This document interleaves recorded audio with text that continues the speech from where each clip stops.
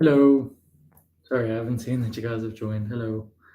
Okay, let's move this way, then I can sort of chat to the camera while I type.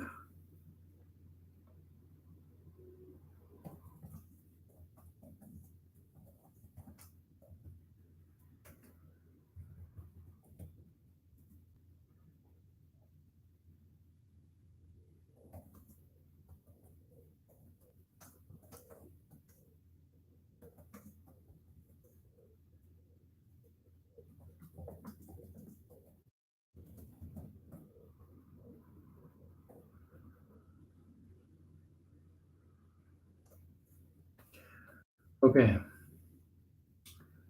Now that I've got that sorted, can you guys hear me fine? Please just let me know if you can hear me.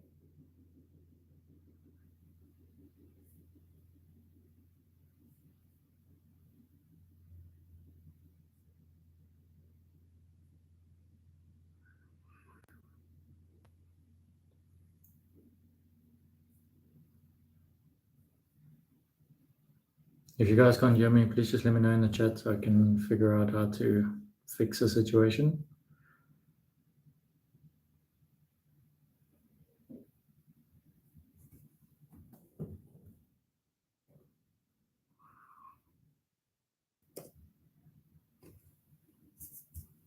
Alright, so how you guys, the three of you that have joined already, how you guys feeling for your maths on Friday?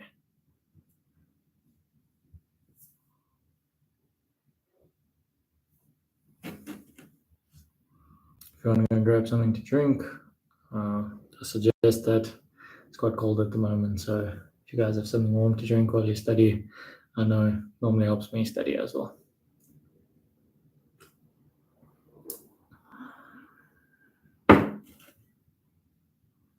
Why are you nervous? You don't have to be.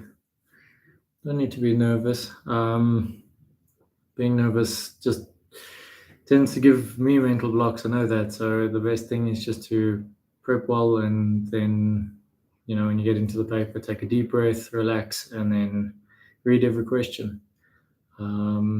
If you're struggling with the question, always come back to it. You don't have to. Don't sit there worrying about the question too much. There we go. Move to something that you can do, and then always come back and attempt the question.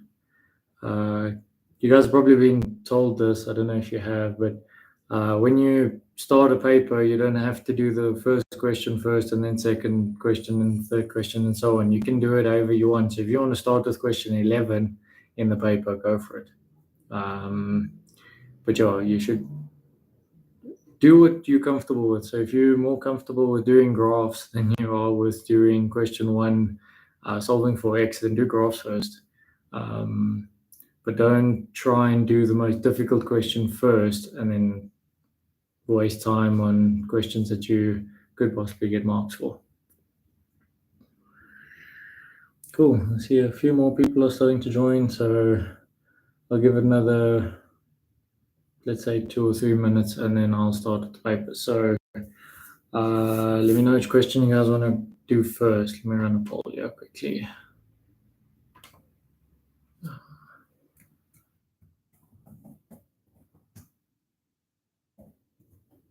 Let's hear question 6 from 2017.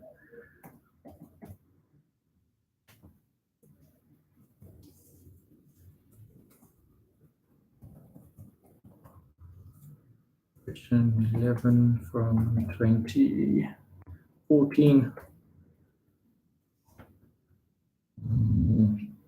Let's do.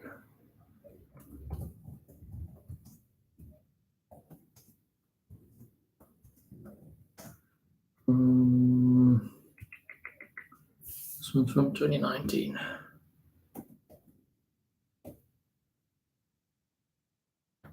Add one more. Question 8 from 2017.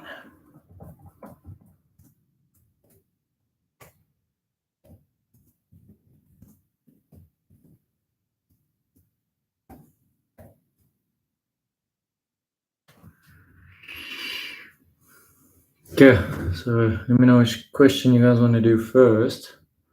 and then I shall get that sorted, and then let's see, from about 7 minutes onwards, then I shall start with answering questions, and then you guys can ask your questions as well. Yeah. We'll get the rest of the videos for the 2021. I keep looking at my laptop. Sorry, for the 2021 past paper, I'll get those out probably by tomorrow afternoon for you guys. Then you have all the questions to prep for the paper on Friday.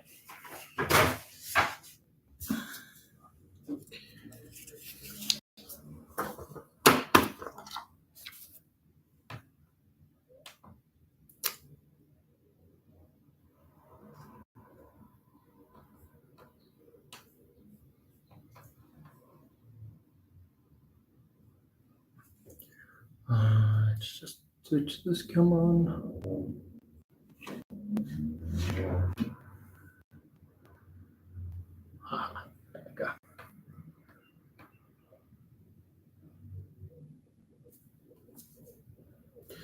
Yeah, if I don't get any suggestions on which question to start off with first, then I think I will do, let's have a look, let's do question, let's go in order then.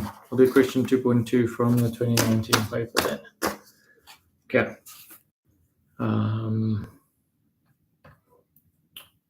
Just get all my things in order here.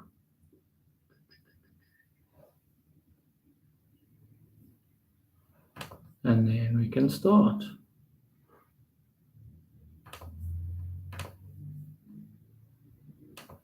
Go back here.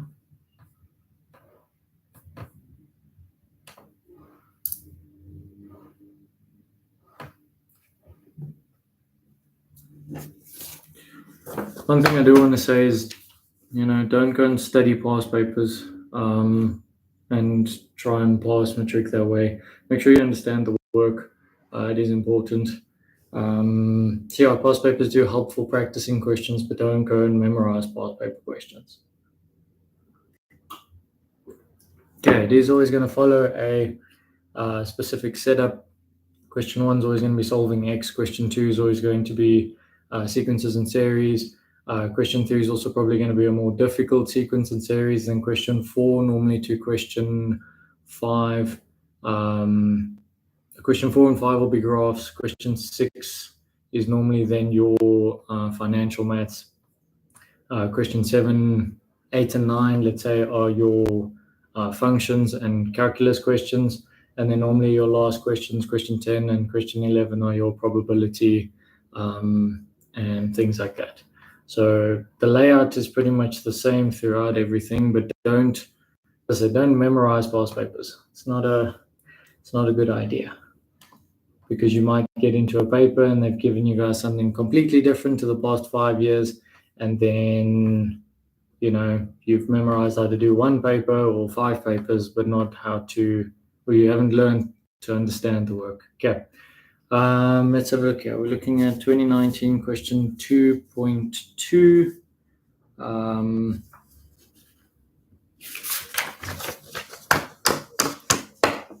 Let's just have a look here. Okay. All right. Let's have a look at question 2.2 from the 2019 paper. Let's go here. And I need to just swap cameras quickly. So let me just swap the camera. Definitely need more than one screen. Let's close you, and then let's go. Okay, so let me know if you can see the paper or if it's blurry or anything like that. And then I can swap the orientation. I think the orientation might be backwards. Let me just change.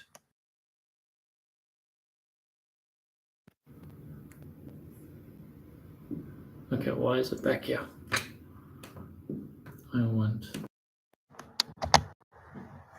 we go, and there's the correct orientation. Okay. Can everyone see where I'm writing? Let's leave that one there. Okay. Let's jump into 2.2. Okay, so 2.2 says I've given you a geometric sequence, 36, negative 18, and 9. Okay, and then 2.2.1 says determine the value of R, the common ratio. Okay, so geometric should have given you the hint that we're dealing with the common ratio of R. Okay, so let's have a crack at this. So 2.2.1. Okay, so they want the common ratio. So in order to find the common ratio, okay, all we need to do is we need to take two consecutive terms, and then we are going to divide them by each other. So in this case, we can take R is going to equal to negative 18 divided by 36. Okay, and then that's going to then give us, let's see, 18 goes into both of them, so that's negative a half. Okay, so we have our common ratio. Remember, for this geometric, it's Tn equals to AR n minus 1. Okay, let's see, is it backwards or am I streaming correct? So orientation back to front. Let me just swap the orientation quickly. There we go, much better. Okay, so 2.2.2 says calculate n if Tn equals to 9 over 4096. Okay, so it's worth 3 marks. Okay, so the first thing we need to do is we actually have to calculate what our Tn is. Okay, so for 2.2.2, we're going to first calculate Tn. Okay, now remember A is always going to be the first term in your geometric series. So we're going to have Tn is going to equal to 36. Okay, now note that the n to the pi, or r to the n minus 1. Okay, so this all sits together. So therefore r is then going to be negative a half to the power of n minus 1. Okay, and now we need to find which value is going to give us 9 over 4096. Okay, so we have 9 over 4096. That's going to equal to 36, negative a half, and then n minus 1. So now we need to find n. Okay, so the first thing we can do is we can divide both sides by 36. Okay, so I'm going to divide this by 36. And if you then do that, you're going to get, let's just plug it into our calculator quickly. Okay, so 9 over 4096, and then that's being divided by 36. So you'll get a value of 1 over 16,384. 1 over 16,384. Okay, and that's going to give you then negative a half n minus 1. Okay, then from here we can then, thing is, normally in the exponent, the easiest way to solve this exponent is we can see that this is a half, so our common base, or our base is a half. So see if you can get this over here down to a half to the power of something, because the minute you can get that, okay, 10 to 1, the question will allow you to do this. We can then solve for n. Okay, so let's have a look there. Let's see, a neat trick on calculator. If I say 1 over 16,384, I say equal, and I go shift factor. Where's my factor button? Over there. Okay, that gives me a maths error. So let's do 16384 equals shift factor. That's 2 to the 14. Okay, so if that there is 2 to the 14, okay, then we know that 1 over this number, 16,384, will be 1 over 2 to the 14. Okay, so this should be to the power of 14. Okay.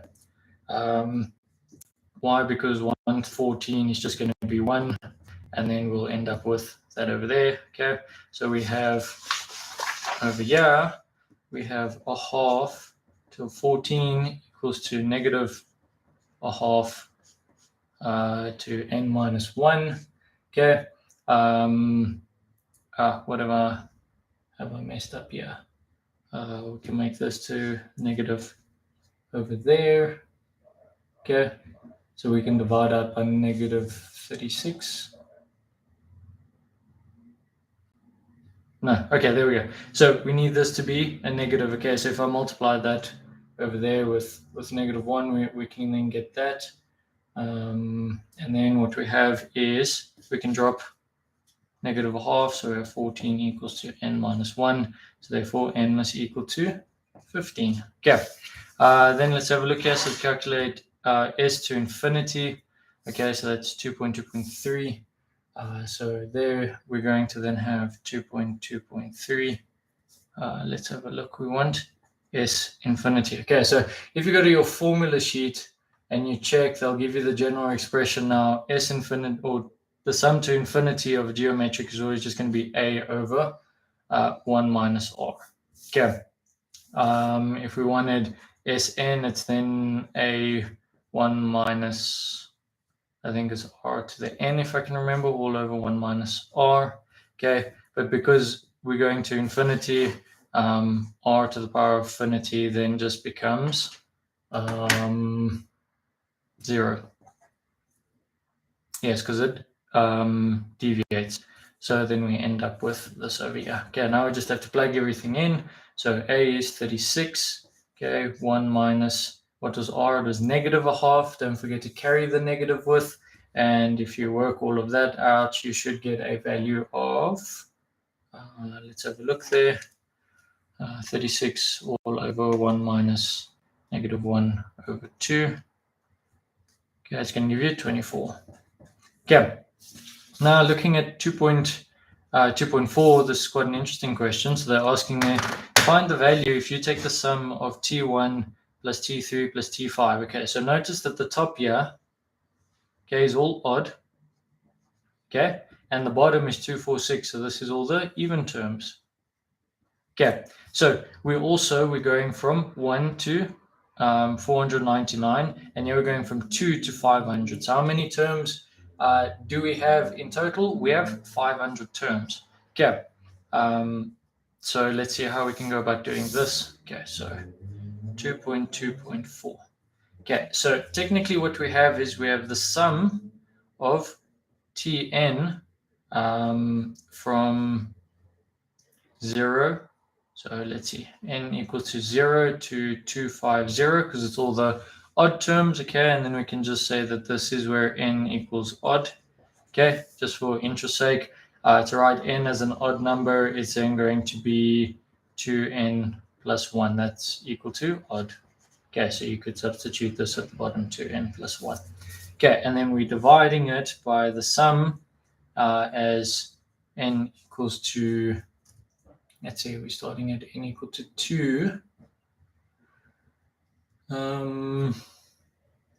0 to 250, sorry, of t of then all the even, which is 2n. Okay, remember, even equals 2n. Okay, so that's technically what we have there. Okay, but we already have the term, we have the tn term, plus we can calculate what the sum of this is going to be. Okay, so let's have a look there. Is there any easier way of doing it? Aha, okay, so we know that for a geometric, we have that the first, or we have that Tn equals Arn minus 1. Okay, so what we can do here is we know that the first term is just gonna, so when n equals 1, we just have a. When n equals to 2, we're going to have a times r, because then it's 2 minus 1 is 1. Okay, so all the even terms, and if we continue down, sorry, let me just continue explaining. This will be a r to the 2, n equal to 4, we'll then have a r to the 3. Okay, all the odd terms we're going to group together, and then all the even terms we're going to group together. So technically what we have over here is for t1 is just a, plus then we have t3. Okay, so t3 is going to be a r to the power of 2. Okay, plus, and then we're going to have the fifth term, which will then just be a r to the power of 4 plus a r to the power of 6, and so on and so on. Okay, and then at the bottom it's all the even ones, so that's just going to be, the first one will be a r. Okay, plus then the second one is going to be let's see over here. The second one will be AR to the third plus AR to the fifth plus AR to the 7. Okay, and this is going to then continue all the way up to this one here. We'll go to AR 498. Okay, and the bottom one will be AR all the way to 499. Yeah. Okay. Now what you can do is we can see that we can take out R as a common factor, and then we can do for the top and the bottom. Okay, so if I take out R as a common factor at the bottom over here, okay, can you then see we have A plus AR squared plus AR4 and so on, and then here we'll have R times A. Okay, so I've taken the R out of there, I've taken the R out of there, plus AR squared plus AR cubed and so on and so on. Okay, which means I have the exact same thing over here as I do at the top. So this will cancel out with that, which means I'm just left with 1 over R. Okay, and what is R? We said that R was equal to negative a half. So we have 1 over negative a half. Oh, sorry, I've cut the screen off there. Okay, which means we just have 2. Okay, negative 2, sorry. All right, so as I said, knowing your theory, especially for these kind of questions, does help. So you know how you can rewrite this out. The other way you could have done it is by finding the SN term. Okay, so for S of even 250, we'll then have, let me just check here, you'll then have negative 18 because your second term is 18. You'll then have your, you'll then have 1 over 4, 250 minus 1. Okay, all over 1 over 4 minus 1. Okay, so that will be for even. And then you can find the same for odd. Divide them by each other and you'll also get down to negative 2. Okay, let's have a look now. It's upside down. How is it upside down? Okay, if I do this, is it now backwards? Or is it still upside down? Sorry, I only read that message now. Let me see if I swap that around, then you should have it orientated the right way. Is it fixed now or is it still upside down? Can someone just let me know?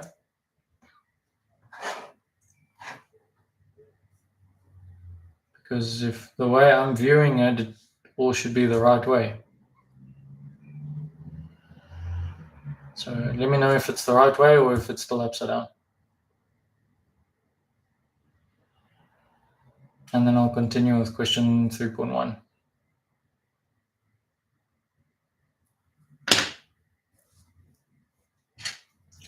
Let me just check over here. Hey, too many.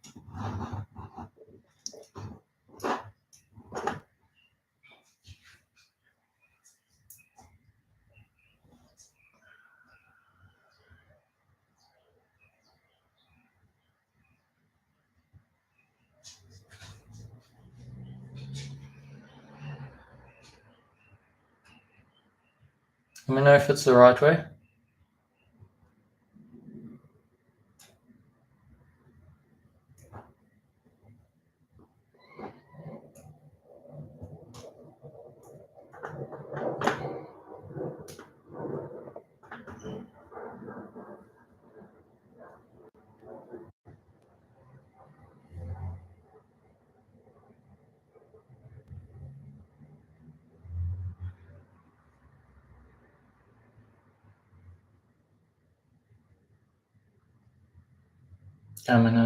I take it that it's sorted itself out. Can I continue now with question 3.1? Okay. Let me just do this.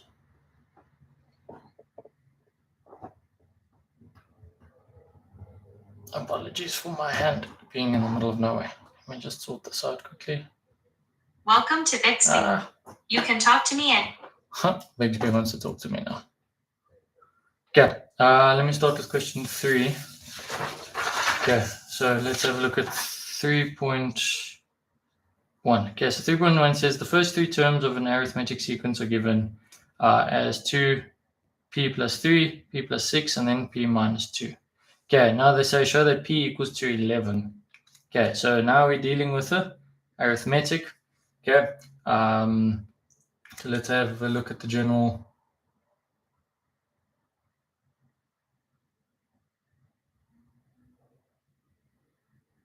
How do you differentiate y plus 2 divided by x plus 3?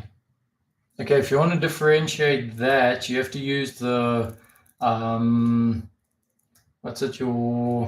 your quotient rule. The reason for that is, or you have to use the product rule. As far as I know, you guys don't learn the quotient rule for differentiation in matric. That's you only do in varsity, or if you've done AP maths.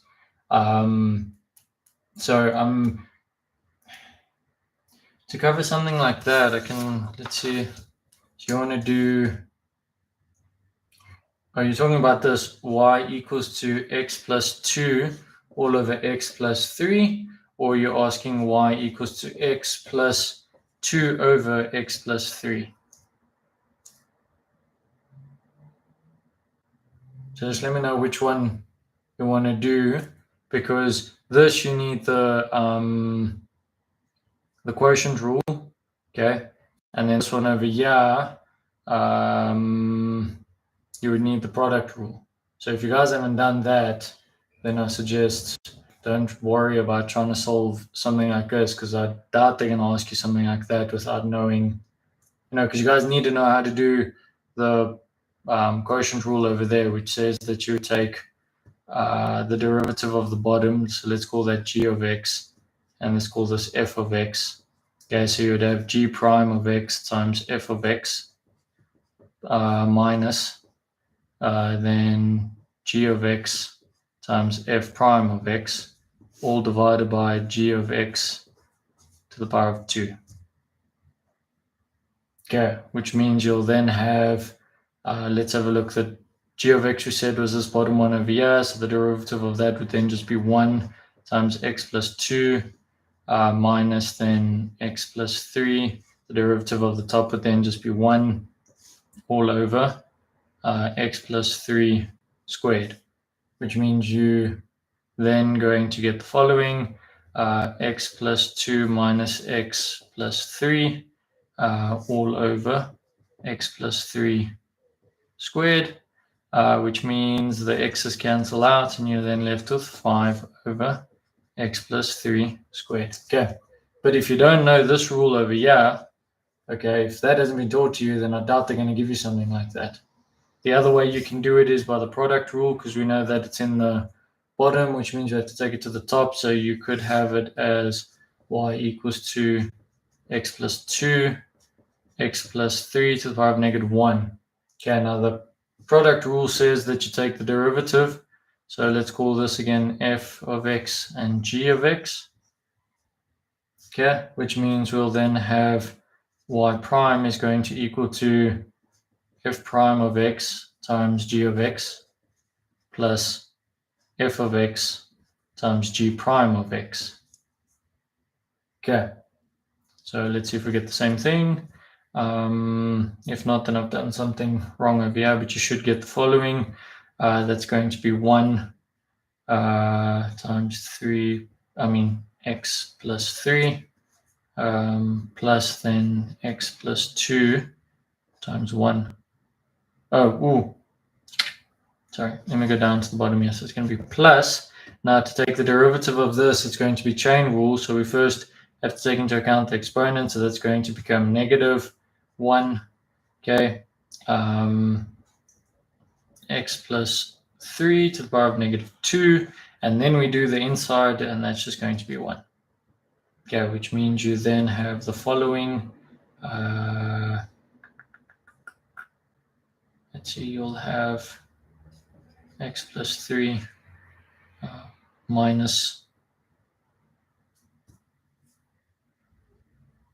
plus 2 Forgot the x plus 2 over here. Okay. Well, let me just redo this neatly.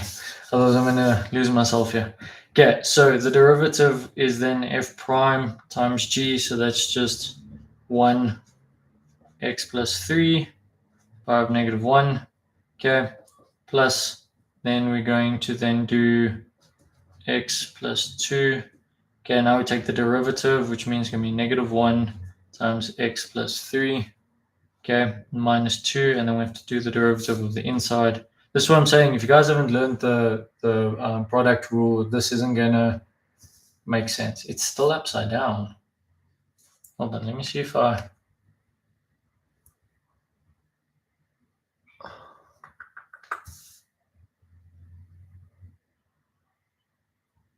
That's weird because on my side, if I look at it, it looks like the orientation is the right way around. Let me see if I can... Let me get onto YouTube quickly and look at my own stream. Because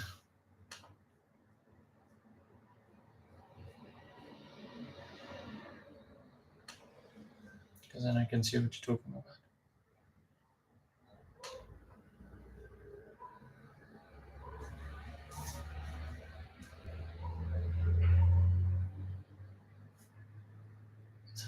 Oh, the orientation is the wrong way. Let's see if I flip it like that. There we go. You guys see, is it better now?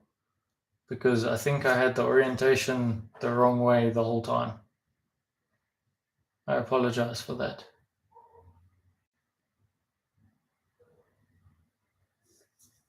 Or do you mean it's upside down like this?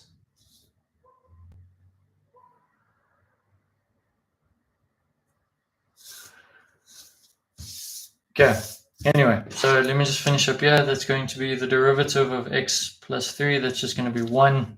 Okay, so you can see you have 1 over x plus 3 plus x plus 2 all over. That's times negative 1. Okay, and then this is all over x plus 3 squared. Okay, and then to add that together, you would have to multiply this one by x plus 3. Multiply that by x plus 3. Let's see, so we have x plus 3. Let's see, minus x minus 2. Okay, so I made a mistake up here. I didn't carry the negative. That's what I did. I didn't carry the negative up here. Okay, and then that's going to be x plus 3 squared. So that cancels with that, and then we'll have 1 over, sorry, I keep it off, 1 over x plus 3 squared. Okay. But as I said, this isn't important. If you don't know, if you've never seen this before, the product rule, and you've never heard of the quotient rule, then don't worry about it. I doubt they're going to give you a question like that. Okay, especially in May, June, because you guys have just started with calculus. Okay, anyway, let's get back to question 3. I'm off topic here, and I've still got quite a few to get through. Okay, so 3, we have an arithmetic sequence. So we have 2p plus 3. The next one is p plus 6. Next one is p minus 2. Okay, so what do we know about arithmetic sequence? We know that we take the difference between the two. So the difference between this one must equal the difference between that one. Okay, so we're going to say p plus 6 minus 2p plus 3 equals to p minus 2 minus p plus 6. Okay, now let's quickly just solve out between it all. Okay, because now they want us to show that p equals to 11. Okay, so let's see, that's p plus 6 minus 2p minus 3 equals to p minus 2 minus p minus 6. Okay, so let's see, that's going to give me on this side, we have negative p. 6 minus 3 is going to be plus 3 equals to, let's see, p and p are going to cancel out. Negative 2 minus 6 is going to be negative 8. Okay, so negative p equals to negative 8 minus 3. So p equals 11. Okay, so we've shown that. Now it says 3.1.2 says calculate the smallest. What is Al Hospital's rule? No, okay, so L'Hopital's rule deals with limits. So you don't need to know that. That's. Are you doing AP Maths? Is that where you're asking these questions from? Because L'Hopital's rules got to do with limits. So I'm going to focus on these questions which you guys are doing on Friday. L'Hopital rule is not in Friday's paper. So I'm going to focus on these and then I can get to that at the end. Okay, so let's just finish up here. It says calculate the value of Tn such that Tn is less than -5. Okay, so let's have a look here.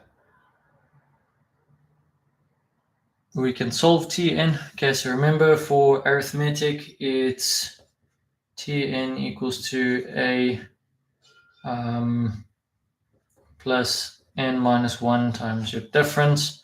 Okay, so your first term is 2p plus 3. Okay, then n minus 1 and your difference, we can take, what am I doing? Let's not use p, I'm going to confuse it. So the first term will be 2 times 11 plus 3. So 2 times 11 is 22 plus 3 is 25. So you're going to end up with 25 n minus 1. Okay, and then times your difference. So your difference should be -8. Let's just make sure there. So if we take 11 plus 6 minus 22 minus 3, so 11 plus 6 is 17 minus 25, that equals to -8. Okay, so -8, which means we have 25 plus minus 8 times n plus 8. So you should get 33 minus 8n. Okay, now we need this to be less than -55. So we need 33 minus 8n to be less than -55. Okay, note it's strictly less. I keep cutting the page off. Sorry. I'm just getting used to that. Okay, so we now need to solve for n. So we're going to take 33 across, so -8. N must be less than -55 minus 33. So therefore, n must be less. Oh, I'm making a mistake here already, but I'll sort it out like this. Okay, so let's see. 55 plus 33, 88. Okay, divide that by 8. Okay, it's 11. Okay, now I'm dividing by negative, which means I need to flip. So n needs to be greater than -11. Okay. No, that should be negative. That should be positive. Sorry, I'm losing my negatives over there.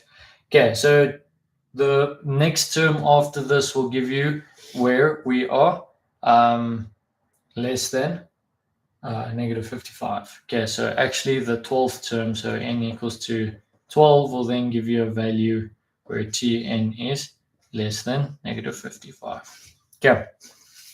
Then just to look at 3.2 there. So 3.2 says, given that the sum from k equals 1 up to 6 of x minus 3k equals to the sum of k equals to 1 up to 9 of x minus 3k, prove that the sum from k equals to 1 up to 15 of x minus 3k equals to 0. Okay, it's for 5 marks. Okay, it's one of your more difficult questions. So let's just break down what we have over there.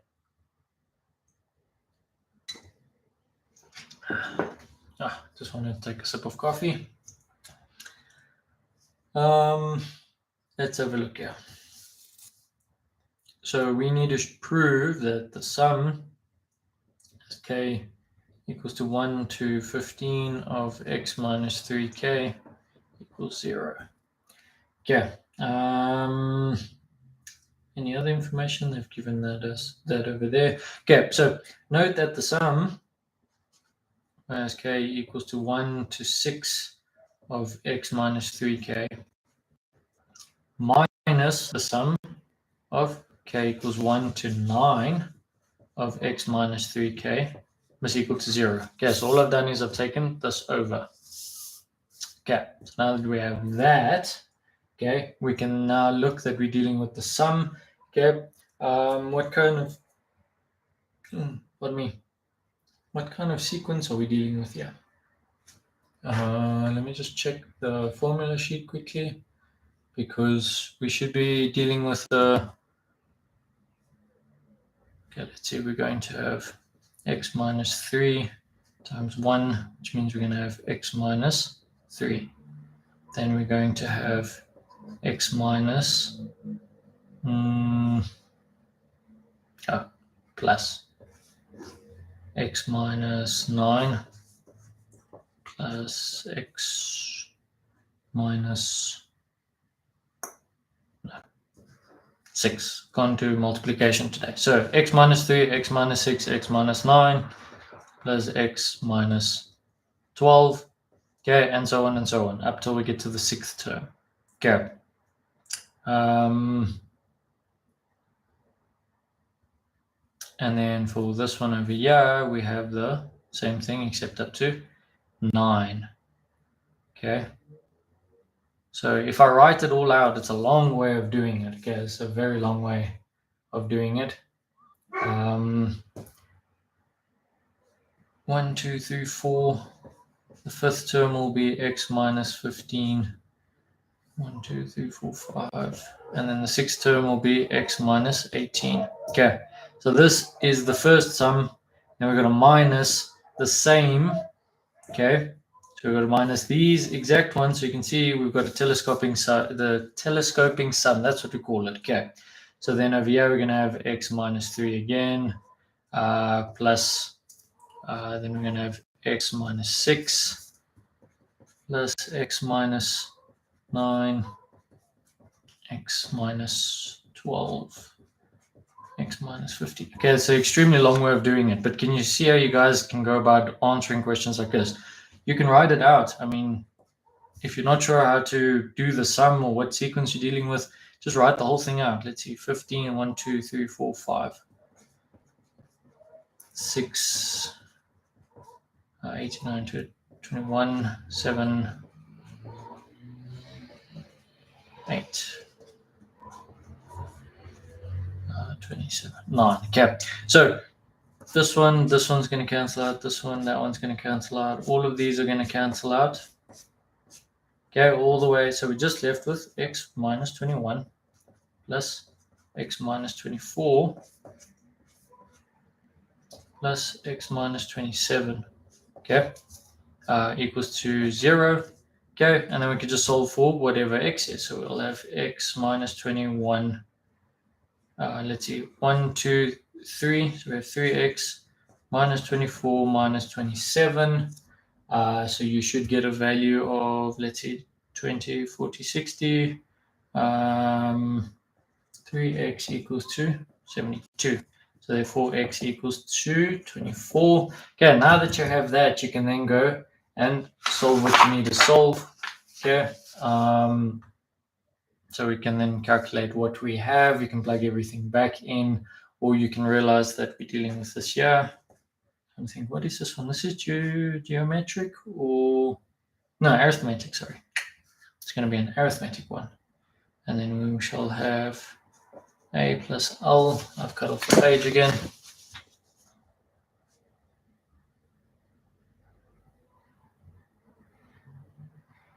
It's still backwards.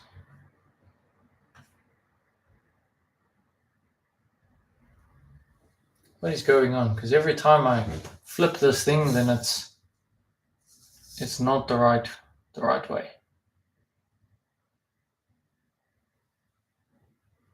Okay, let's see. If I do this, is it the right way now? No, because if I watch my own stream, then that looks backwards. So if I do that, then it looks forwards. So look here. 2p plus p plus 6, p minus 2. Yeah, that's going forwards now. So maybe just check maybe your screen orientation. Okay, I'm still not done yet, and we're going on for quite some time here. Okay, let me quickly finish up. So now that we've solved for x, okay, x equals to 24, we can use this formula over here. We know that n is 15, so we need to find for where n equals to 15 that we end up with 0. Okay, so then let's have a look. how we're going to go about doing this. Okay, so we then have the sum. If I replace x over here, it's going to be 24 minus 3k. Okay, which means your first term, that's all we need, is we need our first term. So that's 24 minus 3, which equals 2.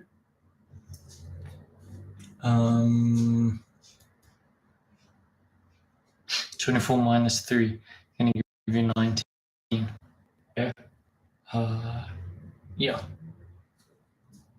No, I can't do maths. What am I saying? 24, it's 21. There we go. Okay, all right.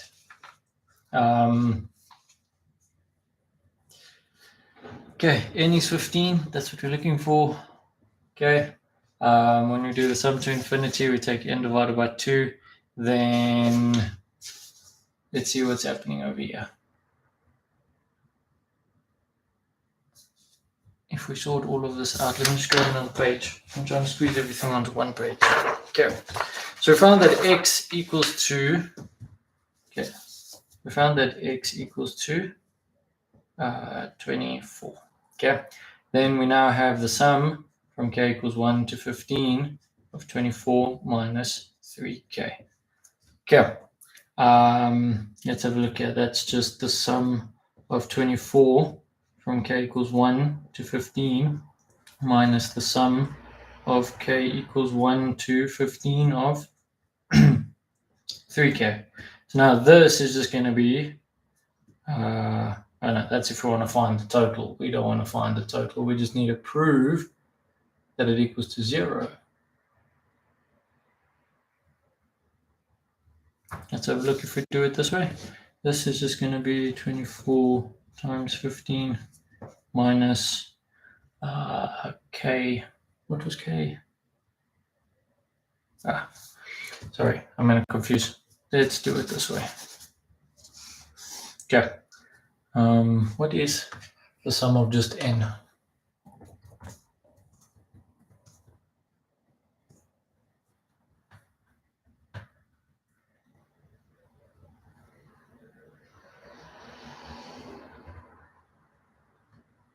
Yeah, it is arithmetic. So therefore we can use that one. So we can say that the sum to 15 is going to equal, sorry, I lost my train of thought there, n over 2 2a plus n minus 1 times your difference. Okay, but that's for if we're dealing with a sequence, we're dealing with a series, and that's then going to be n over 2 a minus l. Okay, so l is your last value, so we're going to get 15 over 2. 21 is your first term minus, let's see, what's our last value going to be? So our last value, if we sum everything up, we're going to have, let me just check here, we should get to 21 as well. Yeah, there we go. And then you shall have the following, 15 over 2 times 0. This gives you 0. Okay, and then we've proved it. So a bit of a long way around there. I apologize for that.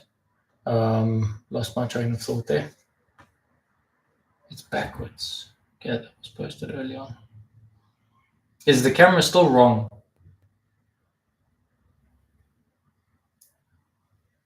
Do I need to try and change the orientation of the camera?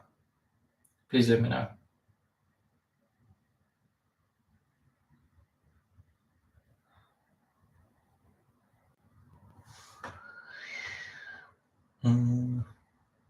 Because if I watch it on my stream, on my laptop, I'm watching it live, it says it's the right way around.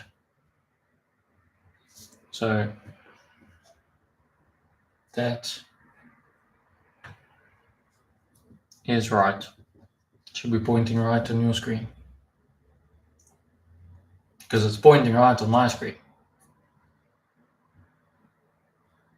Okay. All right. So that's how we do question 3 and 3.2. Okay. So it is quite a lot that you have to do because you then have to go and find L, which is your last term, which is 21, and so on and so on. Okay. Cool. let's go to the next questions then. Okay, flip this over. I see sequences and series seems to be a big thing. Like it's not really understood a lot. So is it just the way that they ask it? Is it do you not understand the difference between the two? Because I did do a video on it. I've got one from last year, and I did an explanation video on sequences and series as well that you guys can go watch. Okay, I see that question 6 got quite a few votes there, so I think we're going to move on to question 6 then from the 2017 paper. Let me just find that one.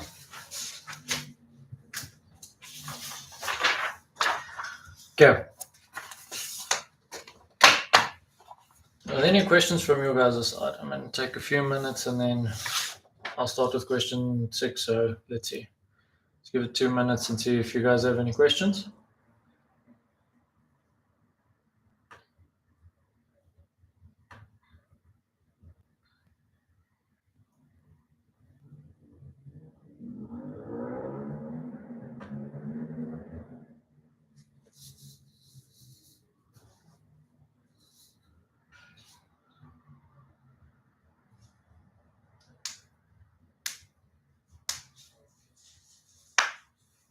Okay, I don't see any questions.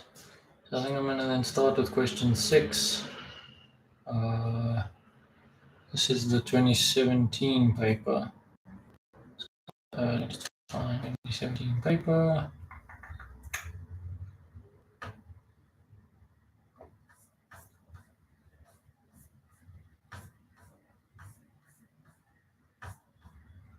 Okay, let's have a look at question 6. Can you all see the screen? Oh, the question is big enough.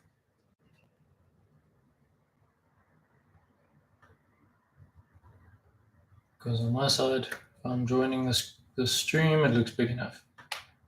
Okay, so it's better now. Okay, let's have a look at question 6. So it says in the sketch below, P is the y-intercept of the graph of f of x, which equals b to the power of x. Okay, so now we're dealing with an exponential graph. Okay, t is the y-intercept. T is the x-intercept of g and the inverse of f. Okay, so we know that g equals f negative 1. Okay, r is the point of intersection of f and g. Okay, so they cut through the same point over there. Okay, so at that point we know that g equals to f, and then the straight lines are drawn from O to R. Okay, so that's just giving you your line of symmetry, and then P to T. Okay, that's just a straight line put in. Question 6.1 says determine the equation of G in terms of B and then in the form of Y equals to something. Okay, so 6.1, we're looking at a exponential function. So we have f of x equals to bx, okay, or you can write it as y equals to bx. Okay, so now they want the inverse of it, so we're looking for g. Okay, so when we do the inverse, it's x equals to y. Okay, and then as I said in the video that I released yesterday, when we do this, we're going to have x equals to b to the y. Okay, so now we're going to drop and swap. Okay, which means we then have y equals to log base b x. Okay, so that's going to be your inverse. So this is g of x. G of x equals to log b x. Okay. Now 6.2 says write down the equation of the line passing through O and R. Okay, so it's passing through O and R here, so we can see that it is our line of symmetry. Okay, it's passing through there. We know that let's have a look here.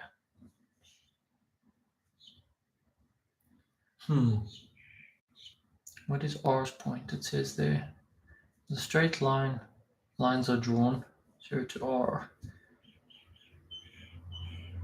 Okay, and it's running through that over there. We have R, which is coming down.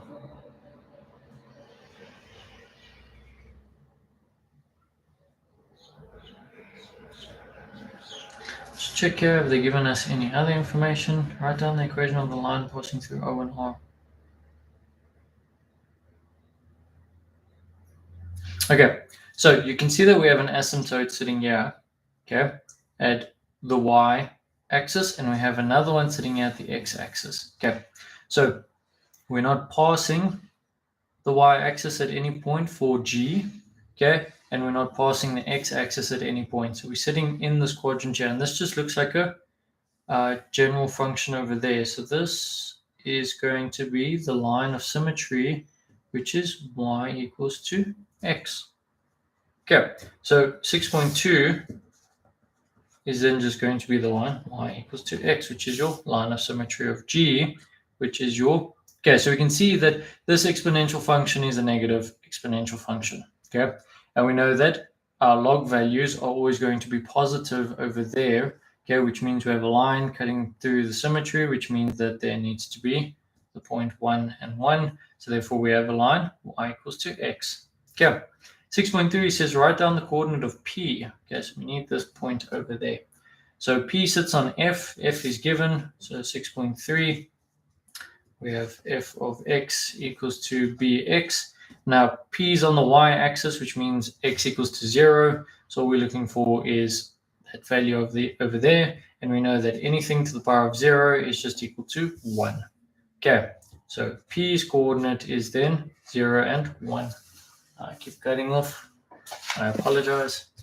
Okay, so P is then just 0 and 1. Okay, now let's have a look at 6.4. It says determine the equation of the line passing through P and T.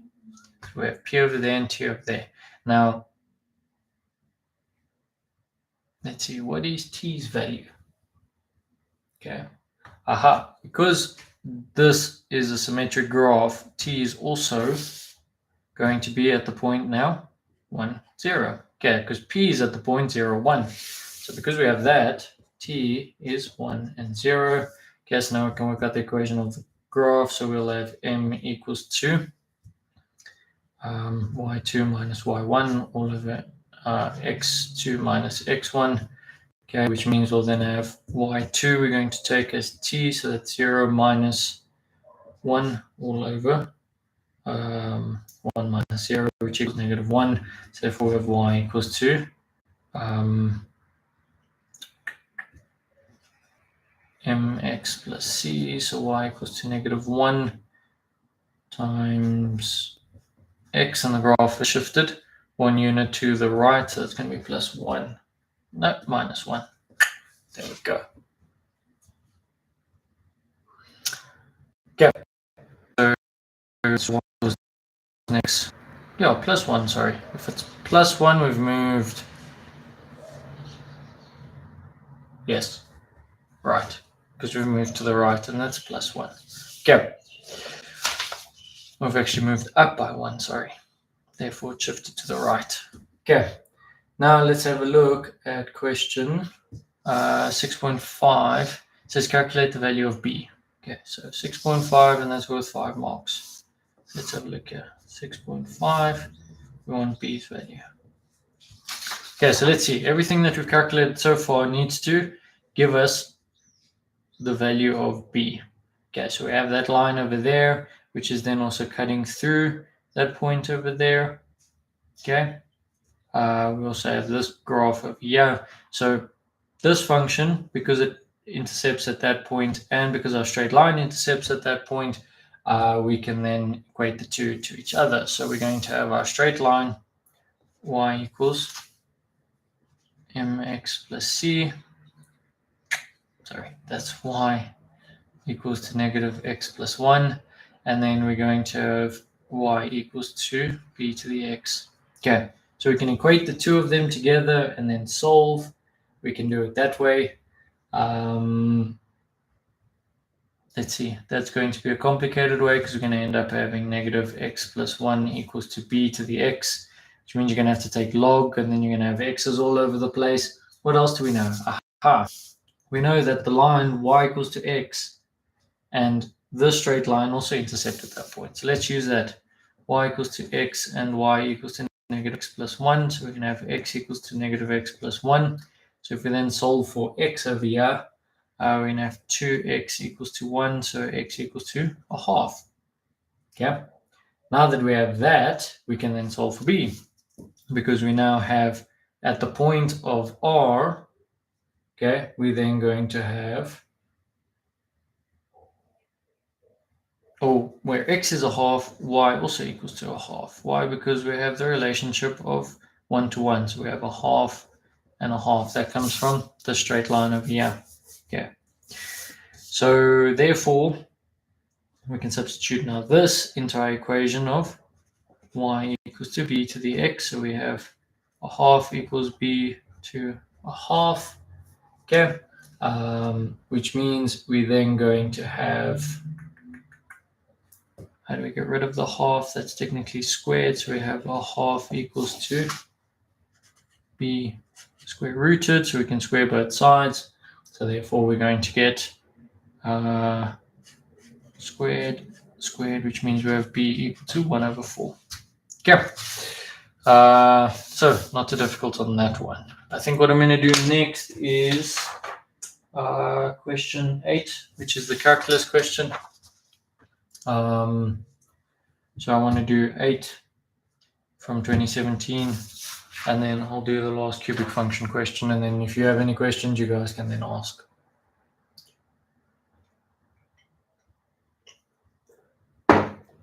Okay.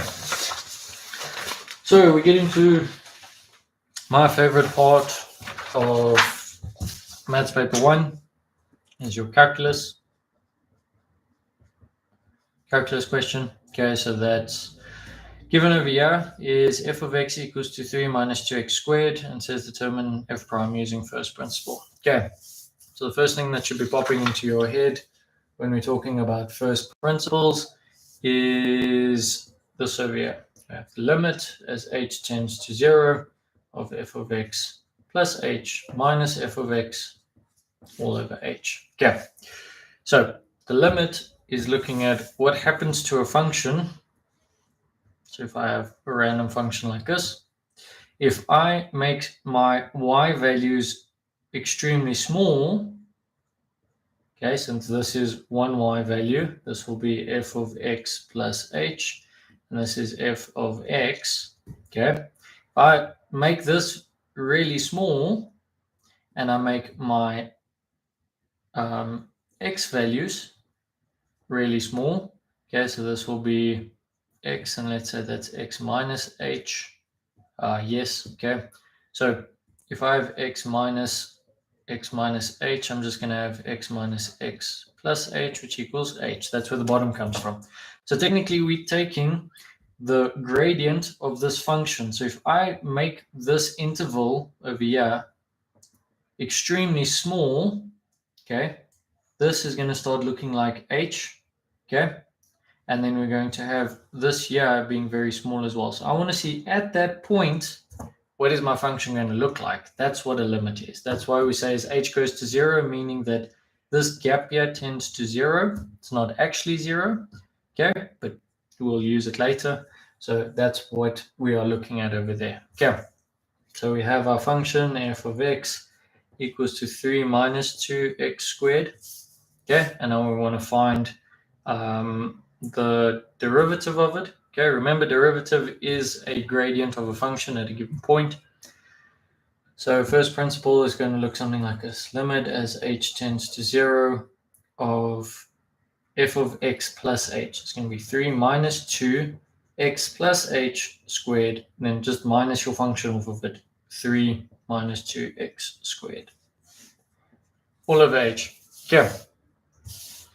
Now, we need to get rid of this h at the bottom. Why? Because I can't substitute 0 in here. I can't divide by 0. So we need to manipulate this so that everything cancels out, and then I'm left with an expression with h's that I can take h out as a common factor.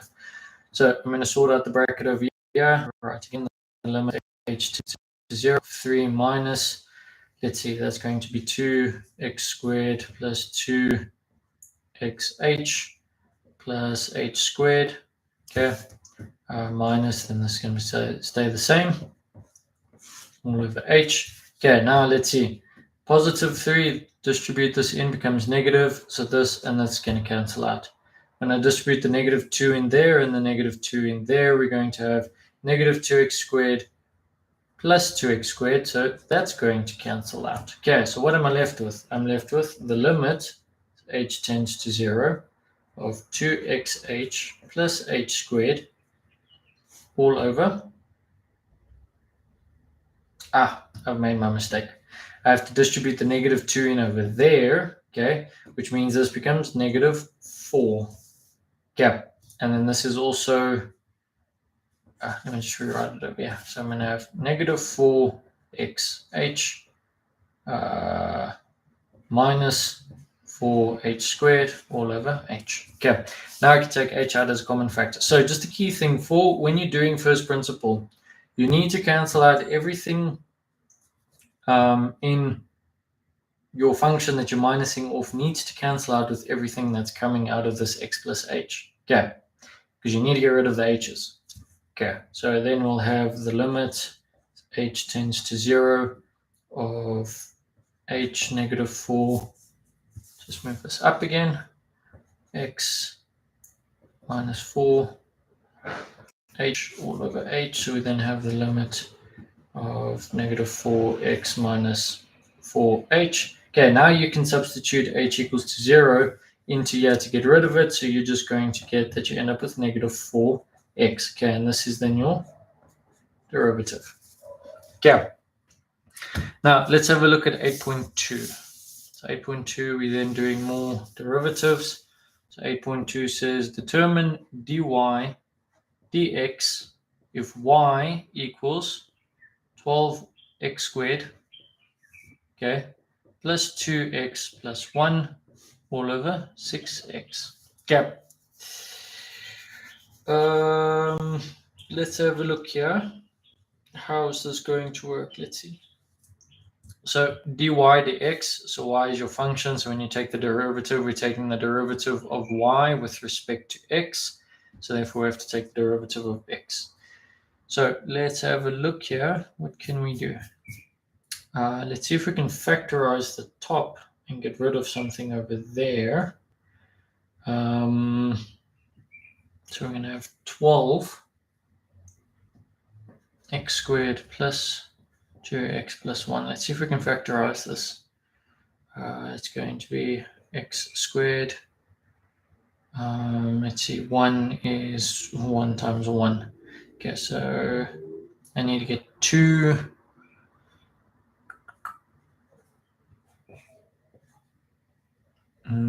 Let's have a look here. Let's see if it's 3. And if we say 4x, and then we say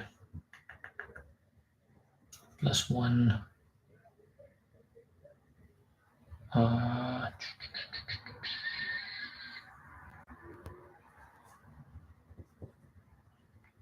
Plus 1. Let's check. 3 times 4. No, that one's not going to work. Oh.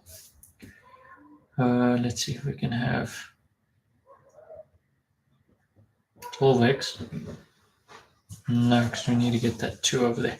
I'm being silly. Let's just use our quadratic formula. That's why we have a negative b plus minus the square root b squared minus 4ac all over 2a.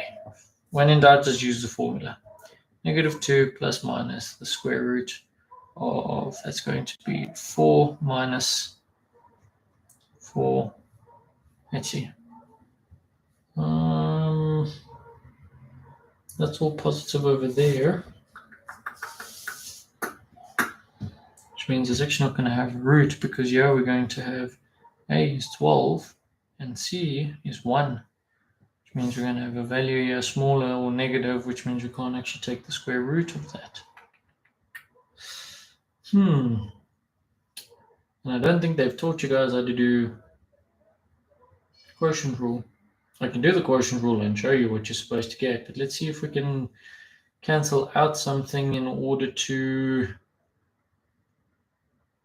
get it into a simpler form so that you guys can just solve it normally. So Let's have a look here.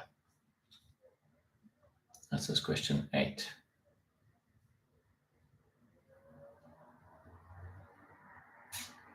(8.2). We can simplify. I'm being silly. All right. Sometimes it even still gets to me. Okay, let's simplify this. I'm being a bit silly over here. Because it's a fraction, so we have y equals to 12x squared plus 2x plus 1 all over 6x. Okay, because it's a fraction and the sums are happening at the top, we can write this as 3 separate fractions. 12x squared over 6x plus 2x over 6x plus 1 over 6x. Okay, now we can simplify. So that's just going to be 2x plus, let's see, x and x will cancel. So you're left with 1 over 3 plus, okay, I'm going to bring this to the top. So that's 6x to the negative 1. Okay, now we can do the derivative of this. Okay, go worry there for a minute. So let's have a look at the derivative over here. Remember, when we do the derivative, we take the exponent, we multiply it by the front number and minus 1. Okay, so therefore we're going to have y prime is going to equal to 2. Okay, so the x falls away because x to the power of 0 is just 1. Okay, plus now the derivative of a constant will always be 0. Okay, why? Because technically what we have there is we have 1 over 3 to the power of, or times x to the power of 0. So that times 0 is just 0, so everything becomes 0. Plus now 6 times negative 1, and then we're minus 1. So that's minus 6x to the minus 2. Okay, so we're going to end up then with y equals 2. Let me just move this camera away. Okay, so y equals to 2 minus 6 over x squared. Okay. Oh, thought I was losing my touch there. Said in the beginning of this section that this is my favorite part, and now I'm almost lost my touch there. Okay, now let's have a look at 8.3. Okay, so 8.3 is worth 7 marks. It's quite a big question. New sheet of paper. So it says there the function f of x equals to x cubed plus bx squared plus cx minus 4 has a point of inflection at 2 and 4. Calculate the values of b and c. Okay, so what does point of inflection mean? Aha, okay, so you need to know your definitions. This is why maths is not just practice problems. You actually have to know what you're doing. Understand your definitions. Okay, so inflection point is the point between concave up and concave down. So that point over there is our inflection point. Okay, so let's say they've given us this random function like this. Okay, because we don't know what it looks like yet. Okay, so we're given that this is on the wrong side of the y-axis. So let's redraw it. We have that there. My inflection point is 2 and 4, so let's say that there is 2 and 4. Okay, it's not drawn to scale. And then they've given us that f of x equals to x cubed plus bx squared plus cx minus 4. Okay, now we've got to find b and c. So what do we know about our inflection point, other than it sits in the middle of those two there? Well, we know that concavity, inflection point sits between concavity. And concavity, we know, is second derivative. F double prime of x deals with concavity. Okay, so we should be thinking of second derivative. So let's find the second derivative of this function. F prime of x is going to equal to 3x squared plus 2bx plus c. So now the second derivative, okay, is going to equal to 3 times 2 is 6x, and then 1 times 2b is then just plus 2b.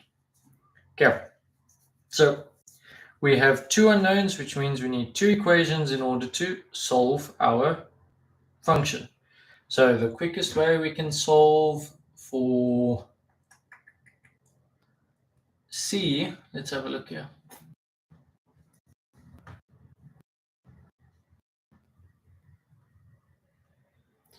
If we, pardon me, okay, C, we're not going to set the first derivative equal to 0 because we're not finding the gradient at a turning point, so we can't do that. So don't set this equal to 0 in order to find C, because when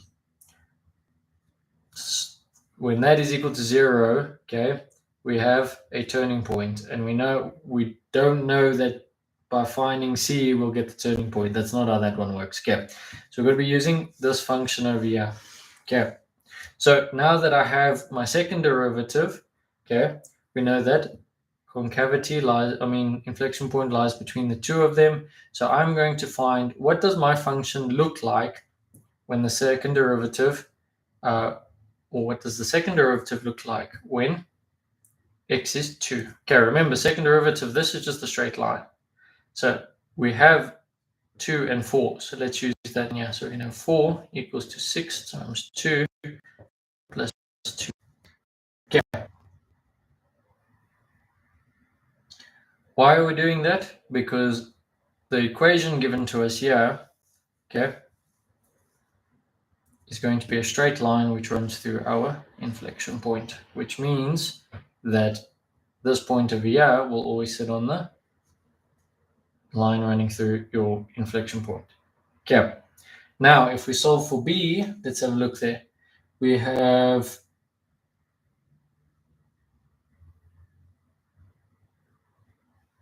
hold on, let me just rethink that through. We're not sure that this is always going to run through there. I found my mistake. How do we find our inflection point? Our inflection point is second derivative equal to 0. Yeah, that's your inflection point. So we have our inflection point. We know that the second derivative must equal to 0. So we have 0 equals to 6x plus 2b. Okay. But now we have the inflection point already, and we have that x value. Okay, so it's going to be 0 equals to 6, 2 plus 2b. Okay, which means b, let's see, that's 12. 12 divided by 2 is going to give us 6, but we've taken it over, so it's negative 6. Okay, so that's b's value. Okay, so don't forget, your inflection point is where f double prime equals to 0.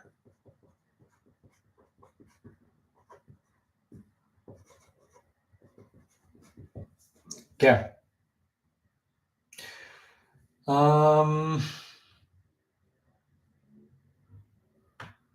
I'll just check some more questions. Okay, let me go to the next part there. So now we need to find C. Okay, so now that we have B, we can now find C. So how are we going to go about finding C? Well, we have our original function over here.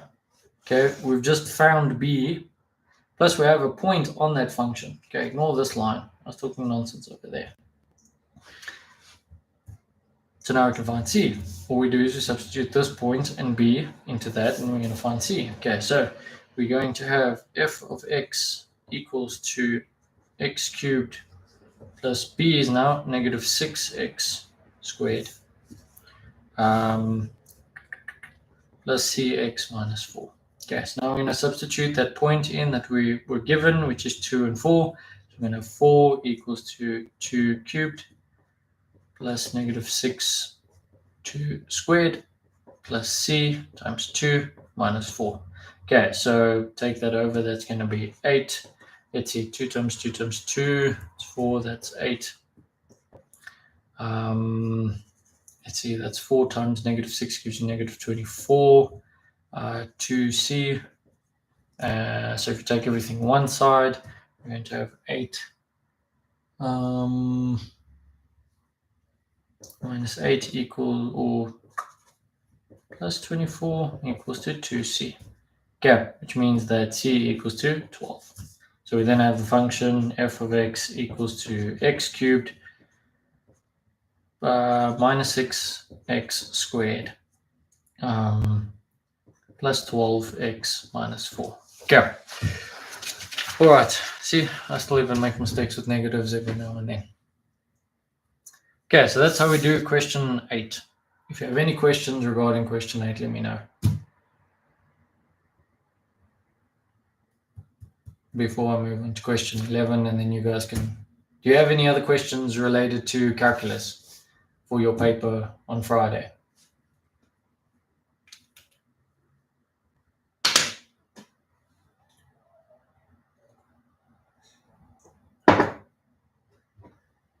You can ask any question you want. If you have anything regarding calculus, if I need to explain a concept, if I need to explain anything like that, let me know.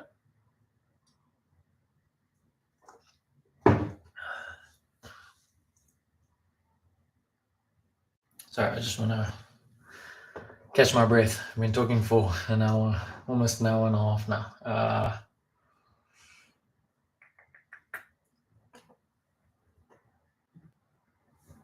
Come on. There we go. Go away, Bixby. I need you. Let me just open the other camera. Any questions regarding calculus or anything like that? Oh, you guys still writing, sorry. Do I need to make that visible? Sorry. Okay, the next question is question 11. Question 11, that's going to be cubic functions, how to solve cubic functions and how to use calculus to then find your cubic functions. So let me know. Can I move on to question 11? Let me know. Let's actually change cameras over here and you guys can see me.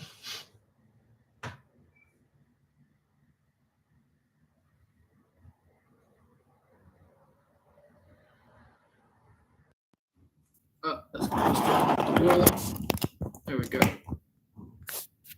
There, right.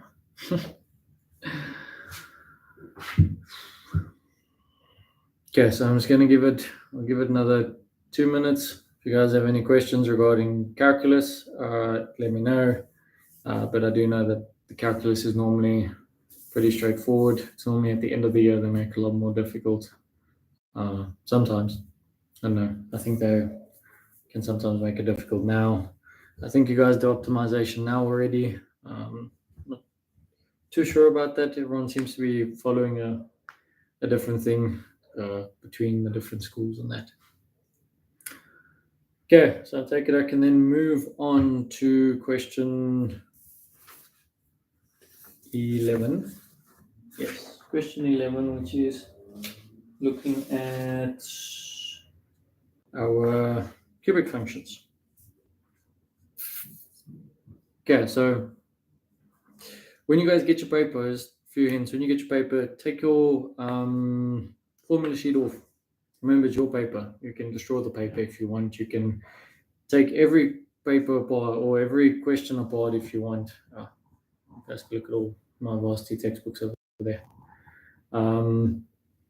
So you can take the paper apart if you want. That's yours. I don't think you give back your June papers now unless it's internal, and I think you have to give it back in one piece. But it's easier just to separate your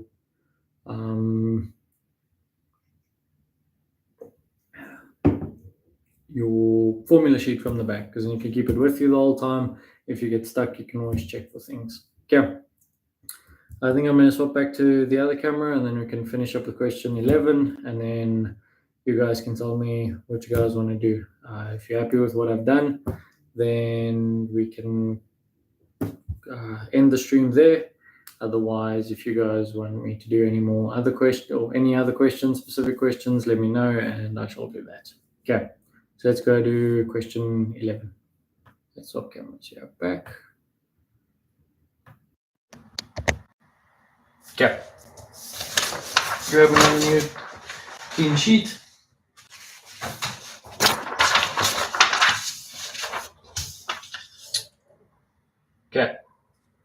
check, is it the right way? Check mine. Yeah. Okay, so the orientation looks the right way for me. Let's have a look here. So, question 11 says the graph of f of x, which equals to negative x cubed plus ax squared plus bx plus c is sketched below. Okay. It's a negative cubic function, therefore it starts positive and ends negative. If it was a positive cubic function, it would start negative and then positive. Okay. And then they give us x-intercepts there, 1, 2, and 4. Okay, and then it says calculate A, B, and C. Okay, that's pretty straightforward. It's quite simple. They've given you the roots. Okay, so your first root is going to be x equals to 1, x equals to 2, and x equals to 4. Okay, so let's have a look there.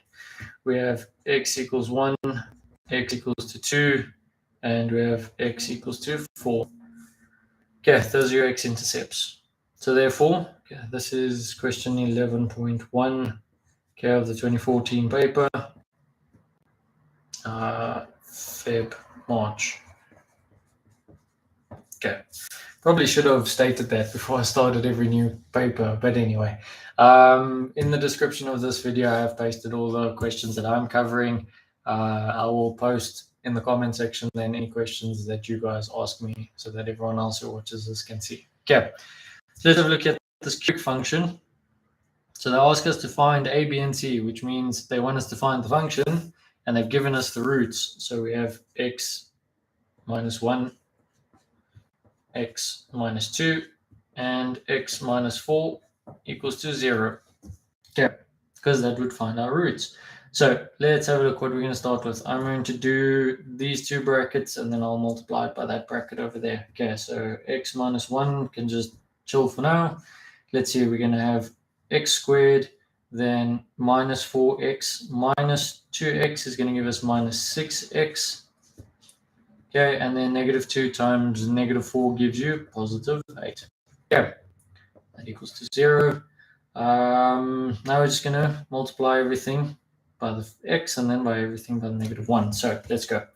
It is,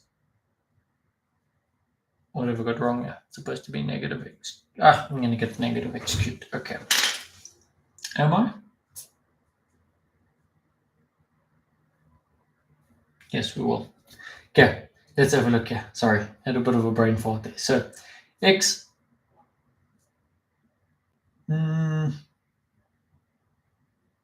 x minus 1, 1 minus x. We can use 0 equals to 1 minus x.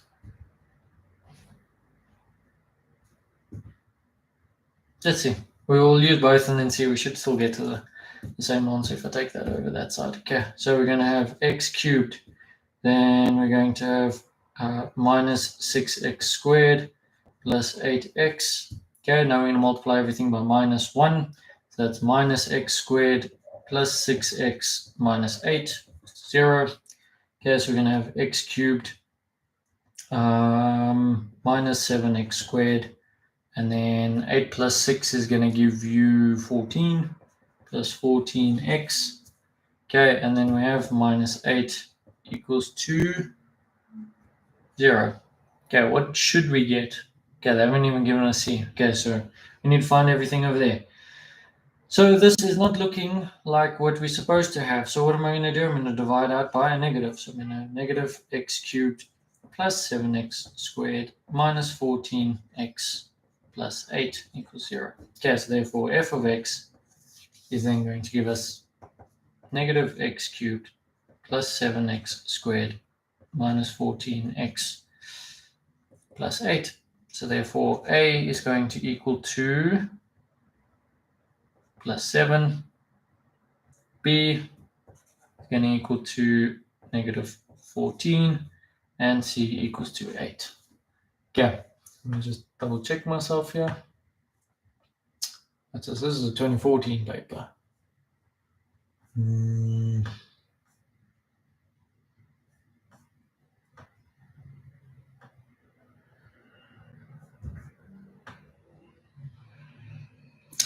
Let's have a look there.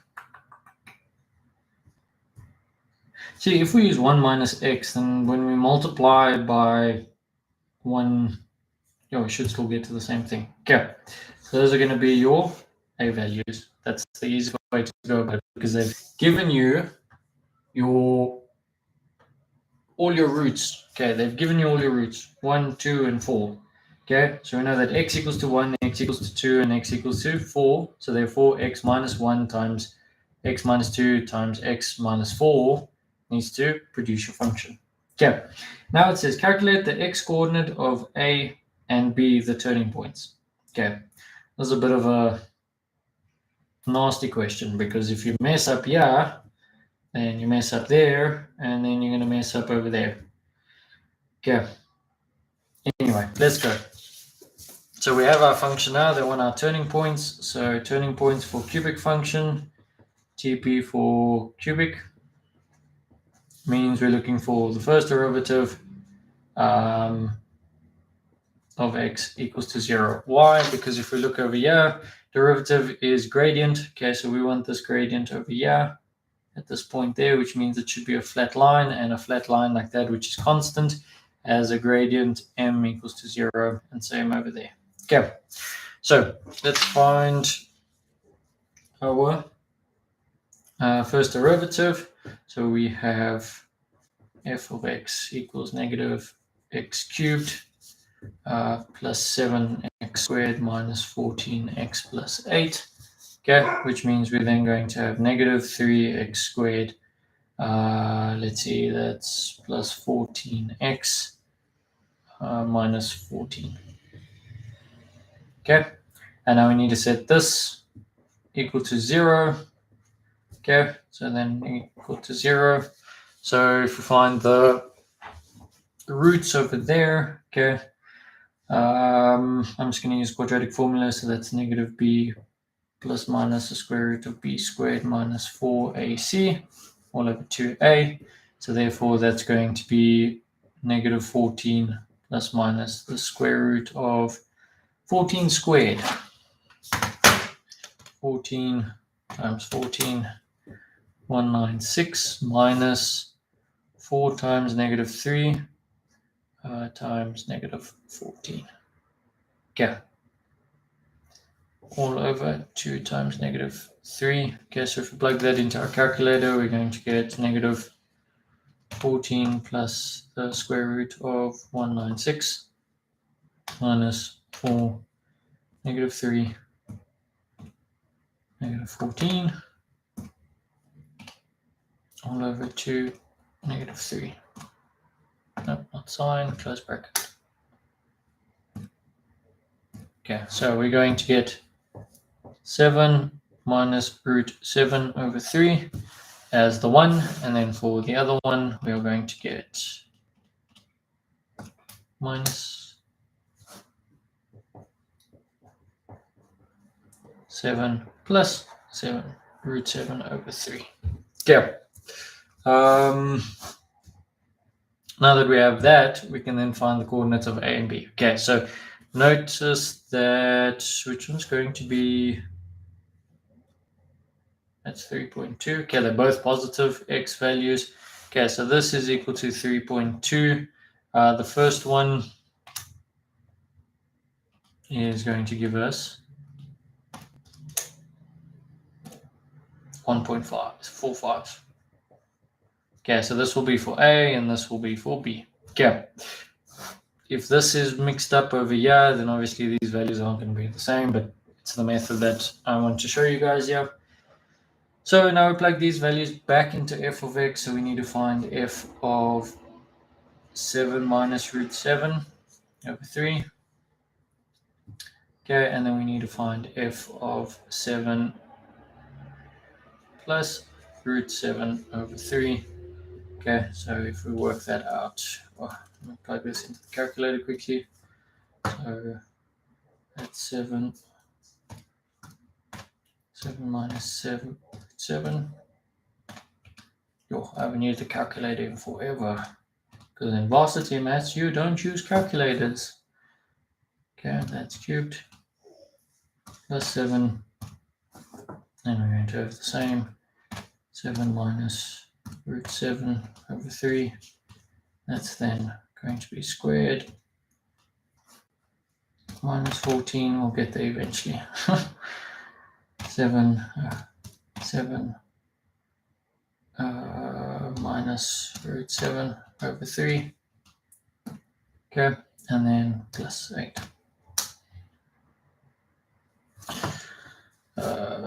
That makes sense, yes, for our first one. So we're going to get a value of negative 0.63. I doubt these values are actually correct.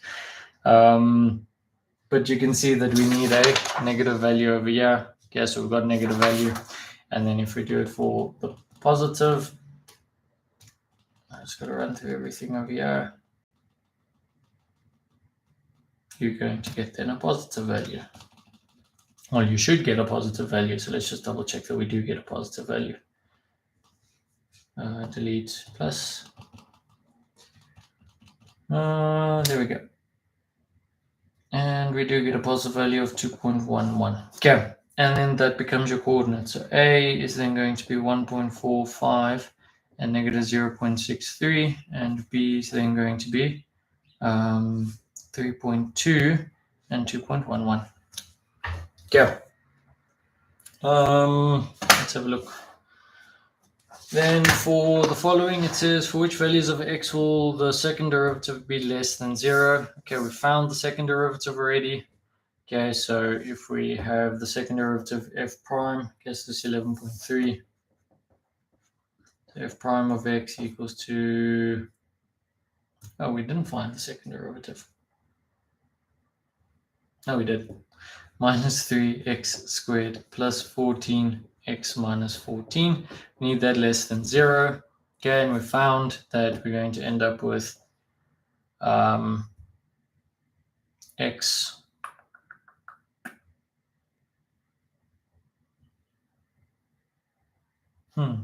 if we divide out, then we're going to get it.